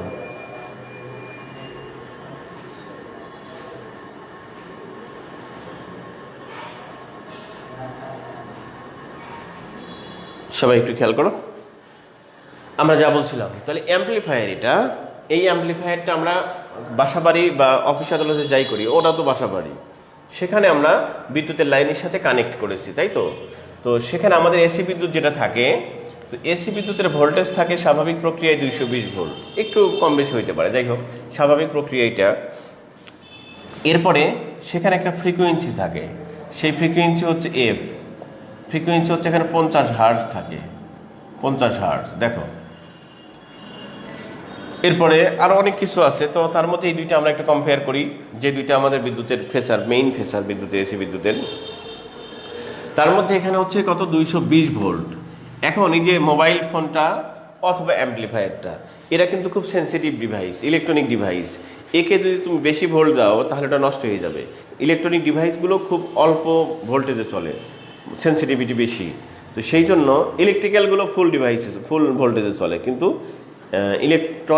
ইলেকট্রিক্যালগুলো ফুল ভোল্টেজ দিলেও সমস্যা হবে না, কিন্তু ইলেকট্রনিক ডিভাইসগুলো খুবই অল্প ভোল্টেজ চলে, সেন্সিটিভিটি বেশি, খুব দামি যন্ত্রে নষ্ট হয়ে যাবে। তাই তো এখন এটা অ্যাম্প্লিফায়ার অথবা মোবাইল ফোন, ধরো কোনো একটা কিছু, এখানে মোবাইল ফোন ধরো, তো এখন এই যে 220 ভোল্ট এটা যদি এখানে অ্যাপ্লাই করি নষ্ট হয়ে যেতে পারে, বোঝা যাচ্ছে? সেই জন্য আমার 50 হার্টজ ফ্রিকোয়েন্সি, এটাও কোনো ঝামেলা, নষ্ট হয়ে যেতে পারে। সেই জন্য আমরা কি করবো একটু দেখো না প্লিজ, যে কোনোভাবে এই যে এইটা কমাই দিতে হবে এবং এইটা কমাই দিতে হবে, বিশেষ করে এই ভোল্টেজটা কমাই দিতে হবে। সেই জন্য আমরা কি করব, ওটা অন করব এসি বিদ্যুৎ দিয়েই। দেখো এভাবে যাচ্ছে, কিন্তু খেয়াল করিও প্লিজ, এভাবে যাচ্ছে, এসি বিদ্যুৎ যাচ্ছে। এইটাকে আমরা যদি কন্ট্রোল করতে না পারি তাহলে এই যন্ত্রটার ক্ষতির সমূহ সম্ভাবনা আছে, নষ্ট হয়ে যাবে। তার মানে সকলে খুব মনোযোগ দিয়ে শুনবা, কিন্তু কিভাবে পড়তে হবে আমি একটু বুঝাই দিলাম, বাকিটা তোমরা সম্পন্ন করে নিবা। আমি এটা বুঝাই দিচ্ছি, খেয়াল করো। মানে পড়ার স্টাইল শুরু করে দিলেই বাকিটা তোমরা এমনি পড়তে পারবো, যে কীভাবে পড়া লাগবে, অন্তপক্ষে কীভাবে পড়া লাগবে, কীভাবে পড়া উচিত সেটা তো বোঝা যাচ্ছে। এতে ক্লাসের তো অনেক উপকারিতা, এটা ক্লাস করো না কেন? 30 জন 34 24 জন, এখনও কমে গেল, 24 দেখতেছি আর কি। যাই হোক, দুপুরের সময় খাবে, ক্ষুধা লাগছে না ছেলে পেলে, আচ্ছা যা খাওয়া করো। তো এখানে আমরা যত ইলেকট্রনিক ডিভাইস আছে, সমস্ত ইলেকট্রনিক ডিভাইসে আমরা করব কি, এইখানে একটা মানে কনভার্টার ইউজ করব, একটা যন্ত্র ইউজ করব, যে যন্ত্রটা কি করবে, এই যে উচ্চ ভোল্টেজকে, ফ্রিকোয়েন্সিকে সে কমায় দিবে, কমায় একদম সহনীয় মাত্রায়, খুবই কম পরিমাণে সে করে দিবে। কথা বুঝতেছো? তাহলে প্রথম কি কন্ট্রোল হচ্ছে ভোল্টেজ। ভোল্টেজ হচ্ছে বিদ্যুতের প্রাণ, 220 ভোল্ট যাচ্ছে এদিক থেকে, তাই না? দেখো ভি সমান 220, এফ সমান 50, এটা যাচ্ছে। আমরা করলাম কি, এইখানে একটা ডিভাইস ইউজ করলাম, যন্ত্র ইউজ করলাম, যে যন্ত্রটা হচ্ছে আমাদের কনভার্ট করবে। কি কনভার্ট করবে? এই ভোল্টেজটাকে সে লো করে দিবে, ফ্রিকোয়েন্সিটাকেও সে কন্ট্রোল করবে। সেই জন্য এখানে একটা যন্ত্র রাখলাম। সেই যন্ত্র কোন কোন জায়গায় রাখবো? পৃথিবীতে যত ইলেকট্রনিক ডিভাইস আছে, দামি যন্ত্র যেগুলো বলা হয়, সহজ কথা, যারা এই যে এতক্ষণ যেভাবে আলোচনা করলাম ওইগুলো দিয়ে তৈরি, ওইভাবে তৈরি, তাদেরকে বলা হয় ইলেকট্রনিক ডিভাইস। সেই ইলেকট্রনিক ডিভাইসগুলোর সমস্ত ইলেকট্রনিক ডিভাইসেই যখনই এসি বিদ্যুৎ ব্যবহার করতে যাব প্রবলেম হতে পারে। সেই জন্য এখানে একটা কনভার্টার বাধ্যতামূলক। কোথায়? ইলেকট্রনিক ডিভাইসে। তার মানে পৃথিবীর সকল ইলেকট্রনিক ডিভাইসে এটা ব্যবহার করা হবে। 1 2 নম্বর হচ্ছে, এর উদ্দেশ্য হচ্ছে এই ভোল্টেজটাকে কনভার্ট করে দেওয়া, কমায় দেওয়া। তাহলে এটা যদি হয়ে থাকে তোমার এসি বিদ্যুৎ, তাহলে কমায় দিলে ওই পাশেরটা কি হবে? ডিসি। আমরা গতকালকে যে পড়াশোনা করলাম, এই পাশে হবে হচ্ছে ডিসি করে ফেলবো তাকে। আচ্ছা, ডিসি মানে ডিরেক্ট, গতকালকে আমরা পড়লাম। তাহলে এসি ছিল, এটা এইরকম সোজা করে দিলাম, দেখো সোজা করে ফেললাম। এবার আর লাফালাফি নাই, বোঝা যাচ্ছে? লাফালাফি নাই। আচ্ছা, এই যে অবস্থা করলাম, এই বিদ্যুৎটার নাম হচ্ছে ডিসি বিদ্যুৎ। এটা খুবই কম ভোল্ট হয়, 1.5 2, খুবই কম, বেশি ভোল্টেজ না, খুবই অল্প পরিমাণে ভোল্ট থাকে। তো এই যে উচ্চ ভোল্টেজকে মানে এসিকে ডিসিতে রূপান্তরিত করলাম। তাহলে এই যে এখানে যে যন্ত্রটা ইউজ করেছি, সেই যন্ত্রে দেখো কতগুলো উদ্দেশ্য, বৈশিষ্ট্য, ফেসার, ধর্ম, ব্যবহার। কি কি? 1 নম্বর হচ্ছে পৃথিবীর সকল ইলেকট্রনিক ডিভাইসে ইহা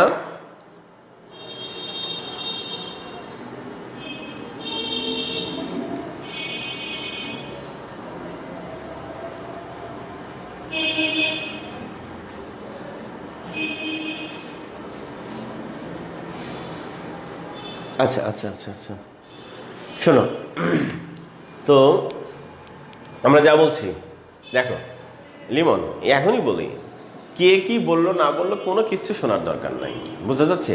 তোমাকে যে সাজেশন দিচ্ছে সে কোন কোয়ালিটির সে তুমি তো জানোই, কে তোমাকে সাজেশন দিচ্ছে, দরকার নাই। কে কি বলছে কারোর সাথে ফেতনায় দরকার নাই। যে যা বলে যে হ্যাঁ আলহামদুলিল্লাহ তোমারটা তোমার কাছে, তুমি যা বলছো ওইটাই ঠিক, কিন্তু আমি তোমারটা মানতে পারছি না, I am sorry to say that. হ্যাঁ, কারণ হচ্ছে জীবনটা আমার, সাজাবো আমি অন্যের কথা শুনবো কেন? আর আমি তো বুঝতেই পারছি বিষয়টা কি। তুমি যেভাবে বিসিএসটাকে বুঝতে পারতেছো, যে তোমাকে ওই কথাগুলো বলছে সে কিন্তু সেভাবে বুঝতে পারতেছে না। আমার প্রয়োজন আমি শিখবো, আর নতুন কিছু শেখা বলে না, মুখস্থ পড়লে সেটাকে নতুন কিছু, তুমি এভাবে শিখলে জীবনেও তোমার ব্রেনে লোড পড়বে না। তুমি পরীক্ষার আগে মুহূর্তে পড়তে পারো, সমস্যা কী আছে? ওর যে যা বলে বলুক, অবশ্যই নতুন কিছু তুমি শিখবা। হ্যাঁ, এবং তোমার এটা এখানেও কাজে লাগবে, ভাইভাতেও কাজে লাগবে, রিটেনেও পরীক্ষার কাজে লাগবে, পরীক্ষার হলে গিয়েও এখানকার অনেকগুলো প্রসিডিওর তোমার কাজে লাগবে। কথা বুঝো নাই? তো এটা কে বললো? আর যখনই ভালো কাজ করতে যাবা তার কিছু সমালোচনা আসবে। হ্যাঁ, আর যেই লোকগুলো সমালোচনা করে রাখে তাদের কথায় রাগ করার দরকার নাই, পারলে তাদের কোনো দোয়া করিও, কারণ ওই লোকগুলো সারা জীবন সমালোচনাই করবে। ঠিক আছে না? ওদের জন্য দোয়া করা দরকার। আর একটা কথা আমি বারবারই ক্লাসে বলছি তোমাদের, শোনো, সবসময় পিছনে টানে যারা, তারা কিন্তু পিছনের মানুষ, মাথায় রাখতে হবে।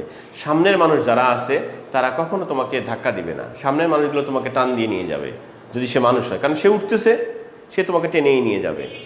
যে মানুষটা শিক্ষিত মানুষ, আদর্শ মানুষ, ভালো মানুষ, সে কখনো উপর থেকে তোমাকে ধাক্কা দিবে না, কারণ সে তো কখনোই মানুষের লাইফে কখনো স্টেবল বলে কোনো পজিশন নাই, শেষ বলে কিছু নাই। সুতরাং আমি উপরে উঠতেছি, আমার পিছনে যদি তুমি থাকো, আমি ঘুরে উঠে তোমাকে ধাক্কা দিয়ে ফেলে দেবো কেন? সেই সময়টা তো আমার নাই, আমাকে তো উপরে উঠতে হবে, আমিও তো কম্পিটিশনে আছি। সুতরাং আমি তোমাকে টেনে নিয়ে চলে যাব। তখন তুমি আমার হেল্প চাইলা যে স্যার আমাকে একটু ধরেন, তখন আমার উচিত হবে তোমাকে ধরে নিয়ে তোমাকে সহ আমাকে এগিয়ে যাওয়া। বোঝা যাচ্ছে? এখন আমি যদি ঘুরে উঠে তোমাকে ফেলে দেই, তাহলে বুঝতে হচ্ছে না আমি ওই যাত্রী না। আর তোমার সাথে, তোমাদের সাথে যারা তোমাদের সমালোচনা করবে, বেশি পড়লেও সমালোচনা করবে, না পড়লেও সমালোচনা করবে, বেশি ক্লাস করলেও সমালোচনা করবে, ক্লাস না করলেও সমালোচনা করবে, ওই লোকগুলো তৈরি হয়েছে ওইভাবে। কথা বোঝো নাই? সুতরাং তাদের কথা মাথায় একদম নেওয়ার দরকার নাই। যখন সমালোচনা বেশি হবে তখন তোমায় আলহামদুলিল্লাহ পড়বা যে তুমি সঠিক পথে আসো। এই জন্যই পিছনেগুলো টানাটানি করতেছে, মানে তুমি সামনে যাচ্ছ, ওরা পিছন দিকে টানাটানি করতেছে। ওদের সমালোচনা বোঝায় যে তুমি সামনে যাচ্ছ। বুঝতেছো? এই জন্য এটা একটা মাথায় রাখবা আর কি। ওই যে যদিও কথাটা এখানে মানে বলা ঠিক না, তবুও বলতেছে আর কি। ওই যে মার্টিন লুথার আসলে লুথার কিং লুথার, সে একটা কথা বলছিল, বুঝতেছো? সে বলেছিল যে কিছু কিছু মানুষ তোমাকে এমনি হিংসা করবে, মানে এটা এই জন্য না যে তোমার চেহারা সুন্দর, তোমার চুলটা সুন্দর, তোমার কথাটা সুন্দর, এই জন্য না, নিশ্চয় এই জন্যই করবে শত্রুতা তোমার। তুমি জনপ্রিয় হয়ে যাচ্ছ, তুমি ভালো কিছু হয়ে যাচ্ছ, তুমি একটা কিছু হবা, সেই জন্য শত্রুতা করবে। তো এই ধরনের সমালোচনা মাথায় নেওয়া দরকার নাই। যে যা বলে বলুক, ওগুলো দরকার তোমার একটা সময়ই নাই। ঠিক আছে, থ্যাংক ইউ।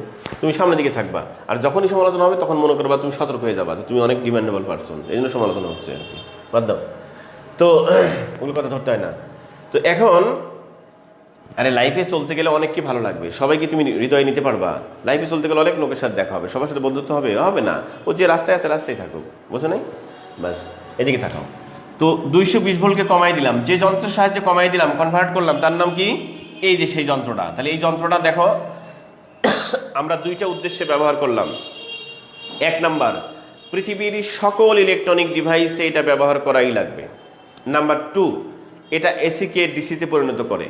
নাম্বার 3, এই দুইটা কাজ করলে ওই যন্ত্রটার আয়ু বেড়ে যাবে, লংজিভিটি বেড়ে যাবে, স্থায়িত্বকাল বেড়ে যাবে। বোঝা যাচ্ছে আমার কথা? তাহলে 3টা উদ্দেশ্য নিয়ে আমরা সকল ইলেকট্রনিক ডিভাইসে কমনলি ফান্ডামেন্টালি একটা যন্ত্র ব্যবহার করে থাকি। ওই যন্ত্রের মধ্যে যে যন্ত্রটা কি করে, ওই ইলেকট্রনিক ডিভাইসের সুরক্ষা নিশ্চিত করে, দীর্ঘস্থায়িত্ব দেয় এবং এসিকে ডিসিতে পরিণত করে, সেই যন্ত্রের নাম, সেই কনভার্টার নামই হচ্ছে রেকটিফায়ার। বুঝতেছো? আচ্ছা, আর একটু মনোযোগ দিও প্লিজ। এলইডিটা কি জিনিস একটু বুঝাই দিই। এলইডিটা হচ্ছে, এটাও এক ধরনের ডায়োড, এটাও ডায়োড, এটাও ডায়োড। আচ্ছা, এই ডায়োডের কাজ হচ্ছে, মনোযোগ দিও, ধরো এটা একটা ডায়োড এলইডি, এরকম, এর একটা ডায়োড, এটা একটা ডায়োড, এটা হচ্ছে ইনপুট, এটা হচ্ছে আউটপুট। হ্যাঁ, খেয়াল করো। এখন এটাও ডায়োড, এটাও ডায়োড। এই ডায়োডটা এই কাজ করেছে, এই ডায়োডটা, আরেকটা ডায়োড আছে যেখানে এই দিক থেকে উচ্চ ভোল্টেজ দিলে ওই পাশ থেকে আর কারেন্ট পাওয়া যাবে না, আলো পাওয়া যাবে। এই দিক থেকে কারেন্ট দিলাম, ভোল্টেজ দিলাম, এখানে এদিকেও কারেন্ট, ওইদিকেও কারেন্ট, কিন্তু এটার কাজ করবে কি, এইদিকে কারেন্ট দিলাম, ওইদিকে আলো পেলাম, বিদ্যুৎ পেলাম, এদিকে বিদ্যুৎ দিলাম, ওইদিকে লাইট পেলাম, এদিকে বিদ্যুৎ, ওইদিকে আলো, এদিকে ইলেকট্রিসিটি, ওইদিকে লাইট। এরকম যদি কখনো হয়, এই যে আলো, লাইট, এইদিকে হচ্ছে ইলেকট্রিসিটি, এইটা যখন আমরা এরকম কাজ পাবো তখন সেই জিনিসটার নাম হবে এলইডি, লাইট ইমিটিং ডায়োড। মানে এই ডায়োডটা কনভার্ট করে, এই ডায়োডটাও কনভার্ট করে, ওটা ভোল্টেজকে কমিয়ে দেয় শুধু, এসিকে ডিসি করে, আর এটা হচ্ছে এনার্জিটাই চেঞ্জ করে দেয়। এদিকে থাকে লাইট এনার্জি, ইলেকট্রিক এনার্জি করে দেয় লাইট এনার্জি, বুঝতেছো? আচ্ছা, তাহলে দুইটাই কনভার্টার, এটা হচ্ছে এক ধরনের কনভার্টার, এটা এক ধরনের কনভার্টার। তাহলে এটা হচ্ছে চিত্র হলো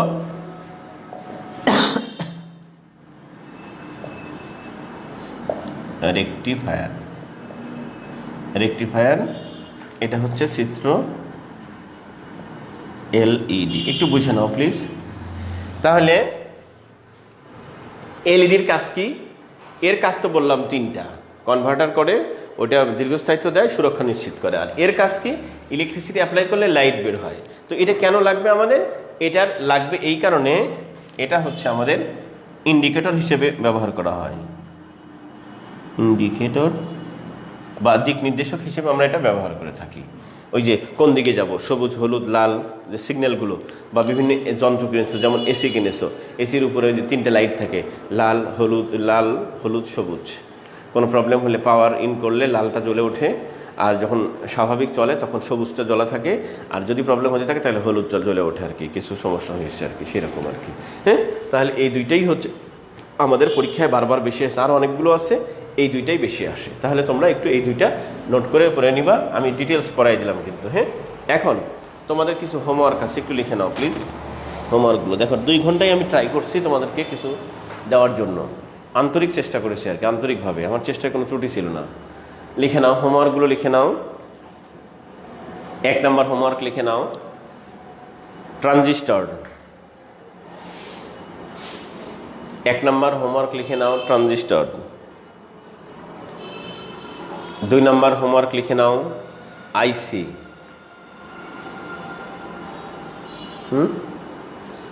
1 নম্বর হোমওয়ার্ক হচ্ছে ট্রানজিস্টর, 2 নম্বর হোমওয়ার্ক হচ্ছে আইসি। আচ্ছা, এইটা একটু ভালো করে পড়বা।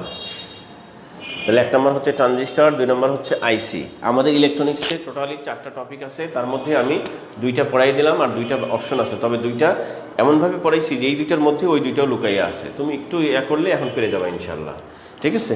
তো এটা নিজ দায়িত্বে একটু পড়াশোনা করে নিও। আমরা ইনশাল্লাহ বিকেলে সুস্থ থাকলে, স্বাভাবিক থাকলে আল্লাহর রহমতে 3টা থেকে কম্পিউটারের ক্লাস শুরু করে দেবো ইনশাল্লাহ। হ্যাঁ, আর এইগুলো না পড়ে কম্পিউটার পড়াতে পারতাম না, কারণ এইগুলো দিয়েই কম্পিউটার তৈরি হয়েছে, লাগবেই, বাধ্যতামূলক। হ্যাঁ, সেই জন্য আমরা একটু পরে এই কথাগুলো পড়া শুরু করব। আমাদের নেক্সট ক্লাসটা হবে ইনশাআল্লাহ বিকাল 3টা থেকে। তো সবাই যারা আসো, তোমরা তোমাদের ফ্রেন্ড সার্কেল যারা আছে সবাইকে ক্লাসে উপস্থিত থাকতে বলো। হ্যাঁ, তো ভালো থাকো সবাই, আবার দেখা হবে ইনশাআল্লাহ। ওয়ালাইকুম আসসালাম রহমতুল্লাহ। থ্যাংকস টু অল, আল্লাহ হাফিজ।